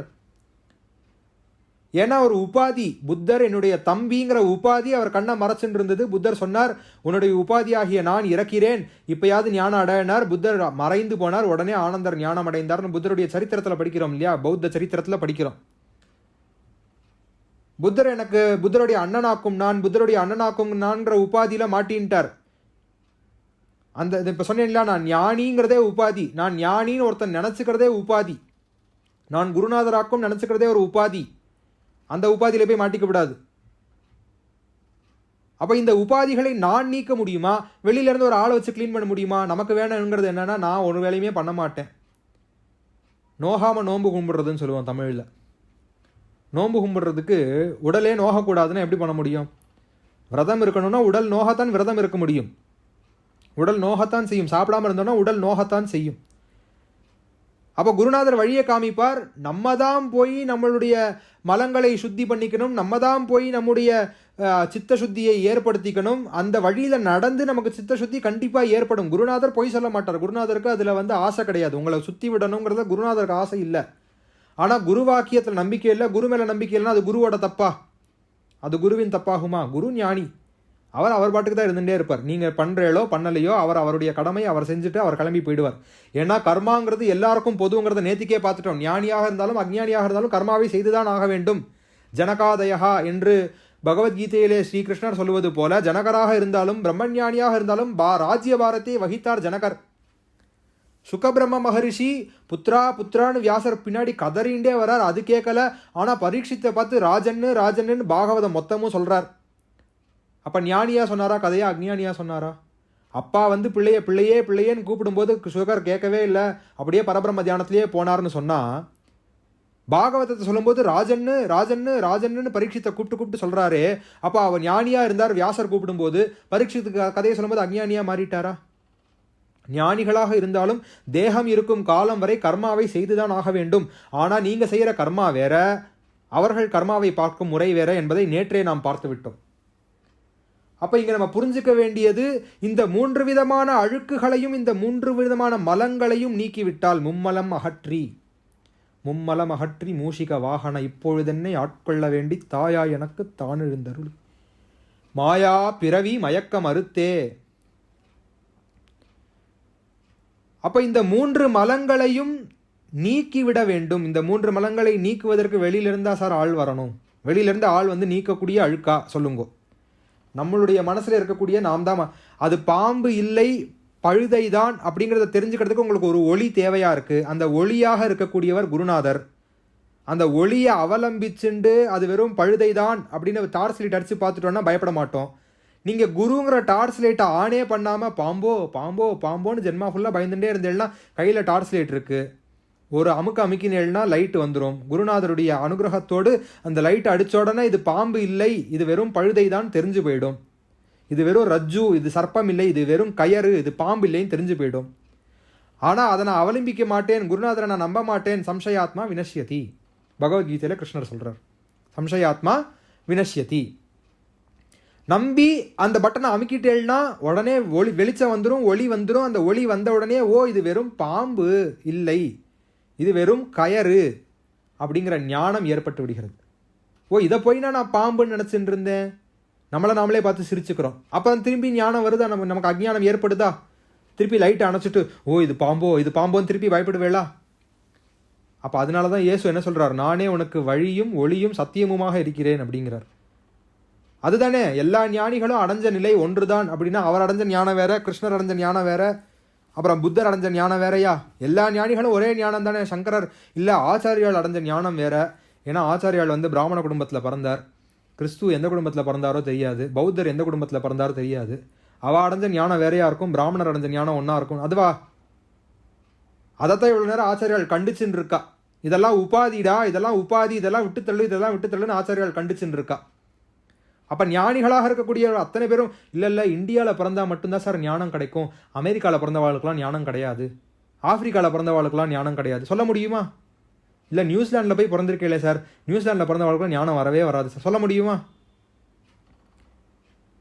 ஜீவனாக இருக்கும் பட்சத்தில் எவன் ஒருவனுமே ஞானத்திற்கு அதிகாரி அப்படின்னு சொல்லும் பொழுது அப்போ அந்த உபாதிகளை தள்ள வேண்டாமா? அப்போ எல்லா ஞானிகளும் அடையக்கூடிய ஞானம் ஒன்றாகத்தானே இருக்கும். அதை தான் இங்கே ஆச்சாரியால் சொல்கிறா, இந்த உபாதிகளை தள்ளுங்கள், ஞானத்தை தனியாக போய் அடைய வேண்டாம், ஞானத்தை தேடின்னு ஒரு குருநாதர் கிட்ட போய் உட்கார வேண்டாம், ஞானத்தை தனியாக அடைய வேண்டாம். இந்த ஆத்மபோதங்கிற புஸ்தகத்தை படிச்சேன்னா இப்படி 3 உபாதி இருக்குது, இந்த 3 உபாதியை நீக்கி கொள்ள வேண்டும்.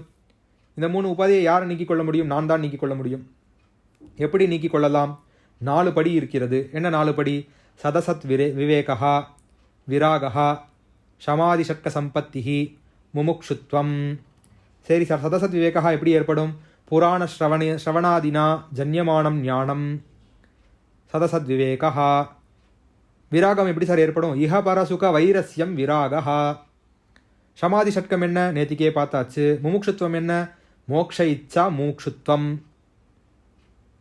அதே பாதையிலே நடந்து போக வேண்டியதானே, திரும்ப வேண்டிய அவசியமே கிடையாது. திரும்பி திரும்பி பார்த்துட்டு இவர் எனக்கு கிருபை பண்ணுவாரா, இவர் அவருக்கெல்லாம் கிருபை பண்ணுறார், எனக்கு மட்டும் கிருபை பண்ணவே மாட்டேங்கிறாரு. குருநாதர் மேலே வேற பழி போட வேண்டியது. அதே குருநாதர்கிட்ட தான் நானும் போனேன், நானும் அவனுக்கு முன்னாடியே போயிட்டேன், அவனுக்கு 2 வருஷம் முன்னாடியே அந்த குருநாதர்கிட்ட போயிட்டேன், அவனுக்கு கிடைச்ச ஞானம் எனக்கு கிடைக்கலையே, சொல்லி பிரயோஜனம் இருக்கா? அது சொல்கிறதுனால ஞானம் வரப்போகிறதா? கிடையாது. அப்போ என்ன பண்ணலை? நம்ம வழியில் நடக்கலை, வழியில் நடந்தவன் ஞானம் அடைஞ்சுட்டான். இந்த வழியில் நடந்தால் ஞானம் குருநாதர் சொல்லுவார். நடக்க வேண்டியது யார்? நாம் தான் நடக்க வேண்டும். இவ்வளோதான் சார். அப்போ இந்த பிரம்ம ஞானத்தை இதை விட சிம்பிளாக, இதை விட புரியிற மாதிரி எக்ஸாம்பிளோட வேறு எந்த புஸ்தகத்துலையுமே சொல்லலைங்கிறதுனால தான் இதுக்கு பிரகரண கிரந்தம்னு பேர் சார். அதனால தான் இதுக்கு என்ன பேர்? பிரகரண கிரந்தம், மோனோகிராஃப். நேற்றுக்கு சொன்னோம் இல்லையா, ஒரு விஷயத்தை எடுத்துக்கொண்டு டெக்னிக்கல் ஜார்கன்ஸே இல்லாமல் ஈஸியாக சொல்லி புரிய வச்சுட்டார். இவ்வளோ நாள் மும்மலம்னா என்னென்னே தெரியாமல் இருந்தது, இன்றைக்கி இந்த 3 உபாதிகள் என்னென்னு தெரிஞ்சு போச்சு. ஸ்தூல உபாதி பஞ்சீகரணம் காரணம், சூக்ஷ்ம உபாதி 10 இந்திரியங்கள், மனசு புத்தி 5 பிராணங்கள் காரணம், காரண உபாதி அது அனாதியாக இருக்கக்கூடியது, வாயால் சொல்ல முடியாதது, முதல் 2ஐயும் நீக்கிட்டா 3வது தானாகவே நீங்கிவிடும். ஆனால் இதெல்லாம் தெரிஞ்சதுனால மட்டும் போருமா? தெரிஞ்சதுனால மட்டும் பிரயோஜனமா? தெரிஞ்சதுனாலேயே பிரயோஜனம். கோடி பேர் இருக்கா சார் வெளியில், 700 கோடி பேரா எவ்வளவோ சொல்கிறா உலகத்தில். எத்தனை பேர் கேட்குறேன் இன்றைக்கி ஆத்மபோதம்? 20 பேர் கேட்குறேன். தெரிஞ்சின்றதுனாலேயே பிரயோஜனம்ங்கிறேனா? இந்த வார்த்தைகள் காதில் விழறதுக்கே பல ஜென்ம பூர்வ புண்ணியம் பண்ணியிருந்தால்தான் இந்த வார்த்தைகள் உங்கள் காதுகளில் வந்து விழும். அப்போ கேட்டதுனால மட்டுமே பிரயோஜனம் இல்லையா? வேற யாரெல்லாமோ எங்கெல்லாமோ எப்படிலாமோ இருக்க, இந்த நேரத்தை நம்மளும் எப்படிலாமோ செலவழிக்கலாம்னு இருக்க, ஆனால் இதை கேட்கறதுக்குன்னு பகவான் நம்மளை நியமித்து நம்மளை இதுக்கு உக்காத்தி வச்சிருக்காரு. இதை விட உங்களுக்கு என்ன ப்ரூஃப் வேணும்? இதை கேட்கறது மட்டுமே பிரயோஜனம்ங்கிறதுக்கு இதை விட என்ன ப்ரூஃப் வேணும் உங்களுக்கு? இதை கேட்பதால் மட்டுமே பிரயோஜனம். எங்கேயோ போய் மைண்டில் ஸ்டோர் ஆகிடும். விதை இன்னைக்கு விதைச்சாச்சு, அறுவடை எப்போ வேணால் பண்ணிக்கலாம். விதை இன்னைக்கு விதைச்சாச்சு. ஆனால் அப்போ ஆச்சாரியால் அடுத்து சொல்கிறா, பஞ்சகோஷாதி யோகேன தத்தன்மய இவ ஸ்திதா சுத்தாத்மா நீலவஸ்திராதி யோகேன ஸ்பட்டிகோ யதா. வெறும் எக்ஸாம்பிள்ஸ் தான் சார். இந்த புக்கோட பியூட்டியே என்னன்னா வெறும் எக்ஸாம்பிள்ஸ்லேயே அழகா அப்படியே அடுத்து இந்த அன்னமய கோஷம் இருக்கிறதே, இந்த கோஷங்கள் 5 கோஷங்களாக இருக்கின்றன. அன்னமய கோஷம், பிராணமய கோஷம், மனோமய கோஷம், விஞ்ஞானமய கோஷம், ஆனந்தமய கோஷம். ஆனந்தமய கோஷம் தான் ஆத்மா. அன்னமய கோஷங்கிறது ஸ்தூல சரீரம், முதலையே பார்த்துட்டோம், பஞ்சபௌதிகமானது. இது பாஞ்சபௌதிகமானது இந்த ஸ்தூல சரீரம். ஏன்? நிலத்தில் விளையிற சாப்பாடு எடுத்து சாப்பிட்டுன்னு இருக்கோம், சாப்பிட்டு வளர்றதுனால இது பாஞ்சபௌதிகமான சரீரம். இது பாஞ்சபௌதிகமான சரீரங்கிறது நன்னா தெரியறது. ஷீரியத்தே எத்தி ஷரீரகான்னு சம்ஸ்கிருதத்தில் பேர். எது டிக்ளைன் ஆகிறதோ, எது டெஸ்ட்ராய் ஆகிறதோ அதுக்கு சரீரம். நம்ம உடம்பை வளர்க்குறோமா, உடம்பை தேய்க்கிறோமா சார்? உடல் தேய்கிறது. ஷீரியத்தே எத்தி ஷரீரகா, உடல் தேய்கிறது. வளர்றோன்னு நினச்சிக்கிறோம். சார் பிறக்கும்போது நான் வெறும் ஒரு உள்ளங்கை அளவுக்கு தான் இருந்தேன், இன்றைக்கி எனக்கே உள்ளங்கை இத்தினூண்டு, உள்ளங்கை இவ்வளோ பெருசாக இருக்குது. வளர்றோன்னு நினச்சிட்டு இருக்கோம். இது ஒரு இன்டர்மிட்டன்ட் ஸ்டேஜ் தான். 90-95 வயசாகிடுச்சுன்னா என்ன ஆகிடுறா? திருப்பி அவள் குழந்த மாதிரி ஆகிடுறா. இந்த டார்வின் பிரின்சிபல்ஸ்லாம் ஒரு படம் வரைஞ்சி கூகுள் ஃபோட்டோஸில் தேடினா கிடைக்கும். அப்படியே பெருசாக போய் அப்படியே கர்வு டையிங்னு கீழே இறங்கிடும். திருப்பி குழந்தைய அப்படி இருந்தாலும் அது மாதிரி போயிடும். The curious case of Benjamin Button பார்த்து எழுதினா புரியும். அப்போது இதில் நடக்கக்கூடிய விஷயம் என்ன அப்படின்னா, இந்த பஞ்ச கோஷங்களில் முதல்ல இருக்கக்கூடிய அன்னமய கோஷம் பஞ்ச பூதாத்மகமாக இருக்கக்கூடியதுன்னு தெரிஞ்சு போச்சு. அடுத்து இருக்கக்கூடிய மனோமய கோஷம், பிராணமய கோஷம், மனோமய கோஷம். ரெண்டாவதாக இருக்கக்கூடியதுன்னா பிராணமய மனோமய. இதுதான் சார் உங்களுடைய சூக்ஷ்ம சரீரம். பஞ்ச பிராணாகா சொன்னார் இல்லையா? பஞ்ச பிராணாகா, மனோபுத்தி, அப்புறம் தசேந்திரியாணி, 10 இந்திரியங்கள். இதுதான் உங்களுடைய மனசு, உங்கள் பிராணன். இந்த ரெண்டும் எதை கான்ஸ்டிடியூட் பண்ணுறது? இந்த 2 கோஷங்களும் எதை கான்ஸ்டிடியூட் பண்ணுறது? உங்களுடைய சூக்ஷ்ம சரீரத்தை கான்ஸ்டிடியூட் பண்ணுகிறது. அடுத்து காரண சரீரம், விஞ்ஞானமய கோஷா. உள்ளதை உள்ளபடி தெரிந்து கொள்வதற்கு மாயை நீங்க வேண்டும், அவித்யை நீங்க வேண்டும். அவித்யை நீங்குவதற்கு ஞானம் உண்டாக வேண்டும். அந்த ஞானம் ஏற்படுவதற்கு விஞ்ஞானமய கோஷம்தான் உதவ வேண்டும். இந்த 3ஐயும் நீக்கியாச்சு. மிச்சம் உள்ளுக்குள்ள என்ன மட்டும்தான் இருக்கு? ஆனந்தமயமாத்மா. வேதாந்த வாக்கியம். ஆனந்தமயமாக இருக்கக்கூடிய ஆத்மா தன்னாலேயே ஸ்வப்பிரகாசமாக, ஸ்வயம் பிரகாசமாக பிரகாசிக்கும். தனியாக அதுக்கு போய் பிளக்க சொல்ல வேண்டிய அவசியமே இல்லாமல். நீக்க வேண்டியது மேலே இருக்கக்கூடிய இந்த உபாதிகளைத்தான். அதை இந்த கோஷங்களோட இப்போ கம்பேர் பண்ணி கம்பைன் பண்ணி ஆச்சாரியால் சொல்கிறா. எப்படி கம்பைன் பண்ணி சொல்கிறா? அன்னமய கோஷம் என்பது ஸ்தூல சரீரம், மனோமய கோஷம் என்பது அல்லது பிராணமய கோஷம், மனோமய கோஷம்ன்ற 2 கோஷங்கள் சேர்ந்தது உங்களுடைய சூக்ஷ்ம சரீரம். விஞ்ஞானமய கோஷம் என்பது காரண சரீரம். இந்த 3 உபாதிகள், ஸ்தூலோபாதி, சூக்ஷ்மோபாதி, காரணோபாதின்ற 3 லிமிட்டேஷன்ஸையும் எடுத்து விட்டால் நீலவஸ்திராதி யோகேன ஸ்பட்டிகோ யதா. ஒரு நீல பட்டு இருக்கிறது. அந்த நீல பட்டுக்கு மேலே ஸ்படிக கற்கள் இருக்கின்றன. நீல பட்டுக்கு மேலே ஸ்படிக கல்கள் இருக்கின்றன, கற்கள் இருக்கின்றன. இந்த ஸ்படிகம் என்ன பண்ணும்? அந்த ப்ளூ கலரை தான் ரிஃப்ளெக்ட் பண்ணும். இந்த ஸ்படிகம் என்ன பண்ணும்? அந்த நீல வஸ்திரத்தை தான் ரிஃப்ளெக்ட் பண்ணும். அந்த நீல வஸ்திரத்தை எடுத்துட்டோம்னா ஸ்படிகம் நிர்மலமாக, கலர்லெஸ்ஸாக மாறிவிடும், டிரான்ஸ்பரண்டாக மாறிடும். ஸ்பட்டிக லிங்கத்தை வைத்துக்கொண்டு உபாசனை பண்ணுவதற்கு இது ரொம்ப ரொம்ப முக்கியமான காரணம்.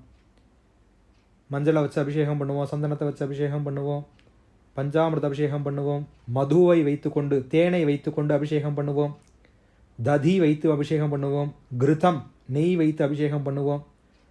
கடைசியில் எல்லாம் தொடச்சி எடுத்தோம்னா ஸ்படிகம் ஸ்படிகமாகவே இருக்கும். அப்படி ஆத்மாவின் பேரில் வேறு வேறு விஷயங்களை ஆரோபித்தாலும் கடைசியில் நிர்மலமான ஜலத்தை விட்டு மற்ற எல்லாத்தையும் அலம்பி நல்ல ஒரு வஸ்திரத்தில், உலர்ந்த வஸ்திரத்தில் அப்படி ஒத்தி எடுத்துட்டோம்னா அவ்வளோதான் சார் ஆனந்தமய கோஷம். எல்லா உபாதிகளையும் நீக்கிவிட்டு நான் ஆத்மா அப்படிங்கிற ஞானம் ஏற்பட்டுவிடும் சார். இந்த உபாதிகளை நீக்கிவிட்டால் போதும், நான் ஆத்மா என்பது தானாகவே புரிந்துவிடும். பஞ்சகோஷாதி யோகேன தத்தன்மய இவ ஸ்திதா சுத்தாத்மா நீலவஸ்திராதி யோகேன ஸ்பட்டிகோ யதா. ஸ்பட்டிகம் இப்போ நீல வஸ்திரத்தில் இருக்கிறதுனால நீலத்தை ரிஃப்ளெக்ட் பண்ணிட்டு இருக்கு. நீல வஸ்திரத்தை எடுத்து வெறும் ஸ்படிகத்தை மட்டும் பார்த்தோன்னா கலர்லெஸ்ஸாக இருக்கும். அந்த கலர்லெஸ்ஸாக இருக்கக்கூடியது ஆத்மா. அந்த நீல கலர் அதன் பேரில் ஆரோபிச்சிருக்கிறதே, அந்த ஆரோபிச்சிருக்கிறது இந்த கோஷங்கள்லாம் சேர்ந்து இருக்கிறதுனால தான்.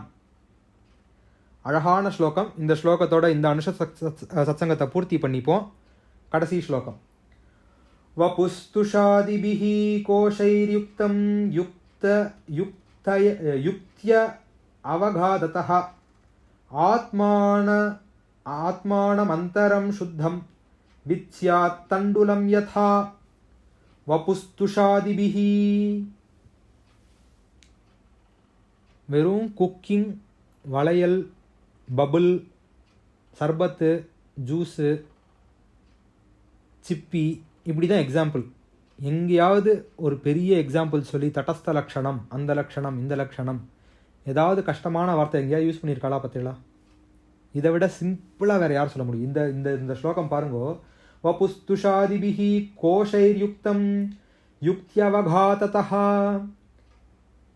ஆத்மானமந்தரம் சுத்தம் விவிச்யாத் தண்டுலம் யதா விவிச்யாத் தண்டுலம் யதா. வபுஸ்துஷாதிபிஹி. ஒரு நெல் இருக்கிறது, நெல்லுக்கு மேலே உமி இருக்கிறது. ஒரு நெல்லை எடுத்துட்டோன்னா நெல்லுக்குள்ளே அரிசி இருக்குது. அந்த அரிசியை எது மூடி இருக்கு? தண்டுலம்னா அரிசி. தண்டுலம்னா அரிசி. ஏற்கனவே தண்டுலத்தை சொல்லிட்டார். ஒரு பாக்கசாலையில் தண்டுலம் இருக்குது, ஜலம் இருக்குது, இந்தனம் இருக்கிறது. இந்த மூணு இருக்கிறதுனால எப்படி சமையல் நடக்காதோ, வக்னி இருந்தால்தான் சமையல் நடக்குமோ, அப்படி ஞானம் ஏற்பட்டால்தான் மோட்சம் கிடைக்கும்னு ஏற்கனவே சொல்லிட்டார். அப்போ தண்டுலம்னா அரிசி நம்ம ஏற்கனவே ஒரு எக்ஸாம்பிள் சொல்லிட்டார். தண்டுலம்னா அரிசி. அப்போ நெல்லுக்குள்ளே இருக்கக்கூடியது அரிசி. அரிசியை எது மூடின்னு இருக்கு? உமி மூடிக்கொண்டிருக்கிறது. ஹஸ்கு, உமி மூடிக்கொண்டிருக்கிறது. அப்போ எப்படி அரிசியை ஒரு உமி மூடிக்கொண்டிருக்கிறதோ அப்படி உங்களுடைய ஆத்மாவை இந்த கோஷங்கள் மூடிக்கொண்டிருக்கின்றன. எப்படி அரிசியை ஒரு உமி மூடி இருக்கோ அது மாதிரி உங்களுடைய ஆத்மாவை இந்த கோஷங்கள் மூடிக்கொண்டிருக்கின்றன. என்னென்ன கோஷங்கள்? அன்னமய கோஷம், பிராணமய கோஷம், மனோமய கோஷம், விஞ்ஞானமய கோஷம். எப்படி உமியை பிரிச்சா அரிசி தெரிஞ்சிடுமோ, தனியாக அரிசி அதுக்கப்புறம் உண்டு பண்ண வேண்டாமோ, அரிசி உள்ளேயே இருக்கு, உமியை பிரிச்சா அரிசி தெரிஞ்சிடும். இந்த ஸ்தூலோபாதி, சூக்ஷ்மோபாதி, காரணோபாதிங்கிற உமியை பிரிச்சுட்டேலே ஆனால் உள்ளுக்குள்ள இருக்கக்கூடிய ஆத்மா ஆனந்தமய கோஷம் தானாகவே சொப்பிரகாசமாக பிரகாசித்துவிடும். இதுதான் இந்த எக்ஸாம்பிள். வபுஸ்துஷாதிபிஹி கோஷேர்யுக்தம் யுக்த்யவகாததஹ ஆத்மானமந்தரம் சுத்தம் விவிச்யாத் தண்டுலம் யதா. எப்படி அது உண்டாகிறதோ, எப்படி தனியாக நம்ம அரிசியை உள்ளுக்குள்ளே உண்டு பண்ண வேண்டாம், வெளியில் இருக்கக்கூடிய உமியை மட்டும் பிரித்தா நமக்கு அரிசி கிடச்சிடுறதோ, அரிசியை அப்படியே நம்ம பயன்படுத்திக்கலாமோ, அதுபோல் ஆத்மாவை மூடிக்கொண்டு இருக்கக்கூடியது இந்த மலங்கள், மும்மலங்கள் அல்லது 3 உபாதிகள். என்ன உபாதி திரயம்? முதல் உபாதி ஸ்தூல உபாதி, ஸ்தூல சரீரம், அது அன்னமய கோஷம். அப்புறம் மனோமய பிராணமய கோஷமாக இருக்கக்கூடியது சூக்ஷ்ம உபாதி. ஏன் நான் அடிக்கடி திரும்ப திரும்ப இந்த வார்த்தைகளை யூஸ் பண்ணுறேன்னா அப்போ தான் மனசில் போய் பதியும் உங்களுக்கு. மூன்றாவதாக இருக்கக்கூடியது விஞ்ஞானமய கோஷம், காரண உபாதி என்று பெயர். முதல் 2 போயிடுச்சுன்னா இந்த காரண உபாதி, காரணமே இல்லாமல் வருதுன்னா கார உபாதின்னு சொல்லிட்டார் ஏற்கனவே. அது அனாதி காலமாக இருந்து கொண்டே இருக்கக்கூடியதுன்னு அந்த ஸ்லோகத்தில் சொல்லிட்டார் காரண உபாதியை. அப்போ முதல் 2 நம்ம கையில் இருக்குது. நேற்றுக்கு சொன்னோம் பக்தி, ஞானம், வைராக்கியம்னு மேலேருந்து கீழே இறங்கி சொல்கிறேன் அப்படின்னு சொல்லியிருந்தேன். இந்த வைராக்கியம் எங்கேருந்து வரும்னா அன்னமய கோஷத்திலிருந்து வைராக்கியம் வரும். அதையும் இதையும் சமன்வயப்படுத்தி பாருங்கோ. நேற்றுக்கு சொன்னதையும் இன்றைக்கும் எல்லாமே கனெக்டட். சமன்வயப்படுத்தி பாருங்கோ. அன்னமய கோஷம் என்பது உங்களுடைய வைராக்கியம். வைராக்கியத்தை நீங்கள் எங்கே காட்ட முடியும்னா அன்னமய கோஷத்தில் தான் வைராக்கியம் காட்ட முடியும். அடுத்து ஞானம் எங்கே ஏற்படும் அப்படின்னா விஞ்ஞானமய கோஷத்தில் தான் ஞானம் ஏற்படும். அன்னமய, பிராணமய, மனோமய, இது 3 அடக்க வேண்டியவை. அதனால வைராக்கியம். வைராகி சார், அவருக்கு ரொம்ப வைராக்கியம் சார். என்ன பண்ணுறார்? சாப்பிட மாட்டேங்கிறார். அப்படியா? ஆமாம், பிராணாயாமம் பண்ணுறார், மூச்சை பிடிச்சி வச்சுன்னு இருக்கார். அவர் மனோநிகிரகம் பண்ணிவிட்டார். இந்த 3 கோஷத்தையும் நீங்கள் ஒர்க் பண்ணலன்னா கிடைக்கக்கூடியது என்ன? வைராக்கியம். உங்களுடைய மூச்சை பிடித்து வைத்துக் கொள்வதால், உங்களுடைய மனசை ஒரு இடத்தில் அலைபாயாமல் நிறுத்துவதால், உங்கள் உடலை ஒரு இடத்தில் அலைபாயாமல் நிறுத்துவதால் உங்களுக்கு ஏற்படுவது என்ன? அதற்கு பெயர் என்ன? வைராக்கியம். அடுத்தது ஞானம். இந்த ஞானம் எப்படி சித்திக்கும்னு நேற்றுக்கு பார்த்துட்டோம். வைராக்கியம் எங்கே கொண்டு போய் விடும்? வைரஸ்யத்தில் கொண்டு, இகபரசுக வைரஸ்யத்தில் கொண்டு போய் விட்டுடும் வைராக்கியம். அப்புறம் முமுட்சுவாக மாறிவிடுவோம், மோட்ச இச்சை ஏற்பட்டு விடும், அது ஞானத்திலே கொண்டு போய் விட்டுவிடும், காரண உபாதியை அது நீக்கிவிடும். காரண உபாதி 2 உபாதி இங்கே சரியா போச்சு. சூக்ஷ்ம உபாதி, ஸ்தூல உபாதி, இந்த 3 கோஷத்தில் வைராக்கியத்திலே சரியா போச்சு முதல் 2 உபாதிகள். 3வது உபாதி இந்த விஞ்ஞானமய கோஷத்தில் சரியா போச்சு, காரண உபாதி. அப்புறம் ஆனந்தம், பக்தி.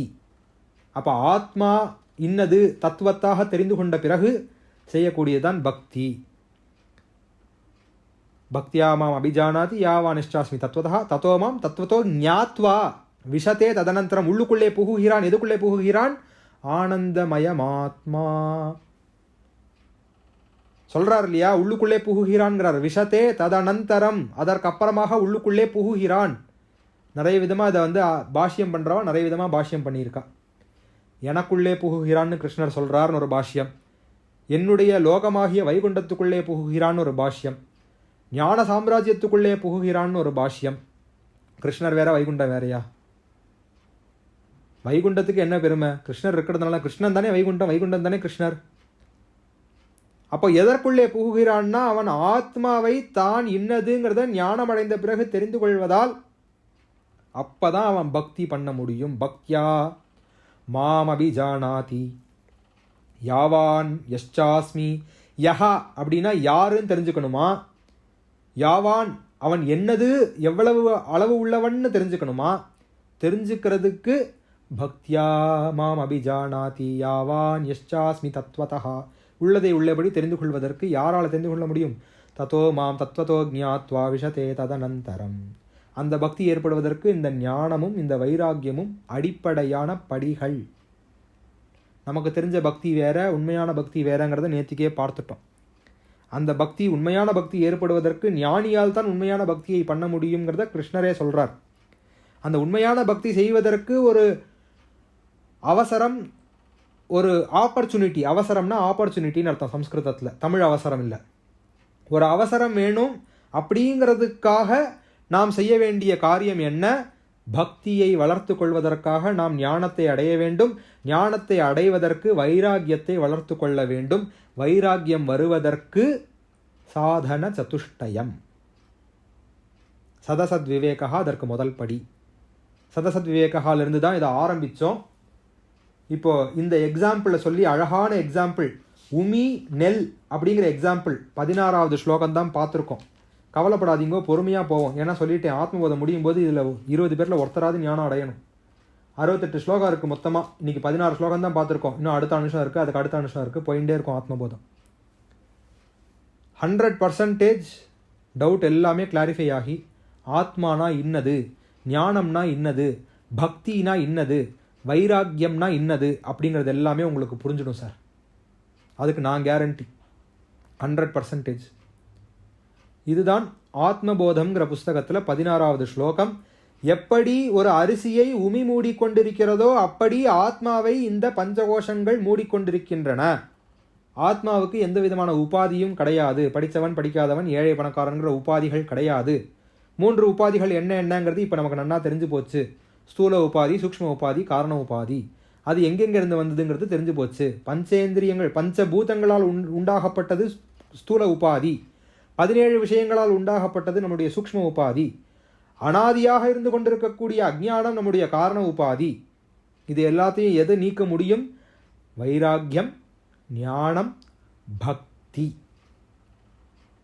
இப்படியாக ஆச்சாரியர்களுடைய பாஷ்யத்தை தொடர்ந்து ஸ்ரவணம் பண்ணுவதற்கு ஆச்சாரியால் நமக்கு அனுகிரகம் பண்ண வேண்டும் என்று கேட்டுக்கொண்டு இந்த அனுஷ சத்சங்கத்தை இதோடு பூர்த்தி பண்ணுகிறேன்.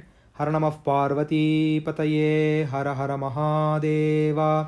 தென்னாடுடைய சிவனே போற்றி, எந்நாட்டவர்க்கும் இறைவா போற்றி போற்றி. காவாய் கனகத்திரளே போற்றி, கையிலே மலையானே போற்றி போற்றி.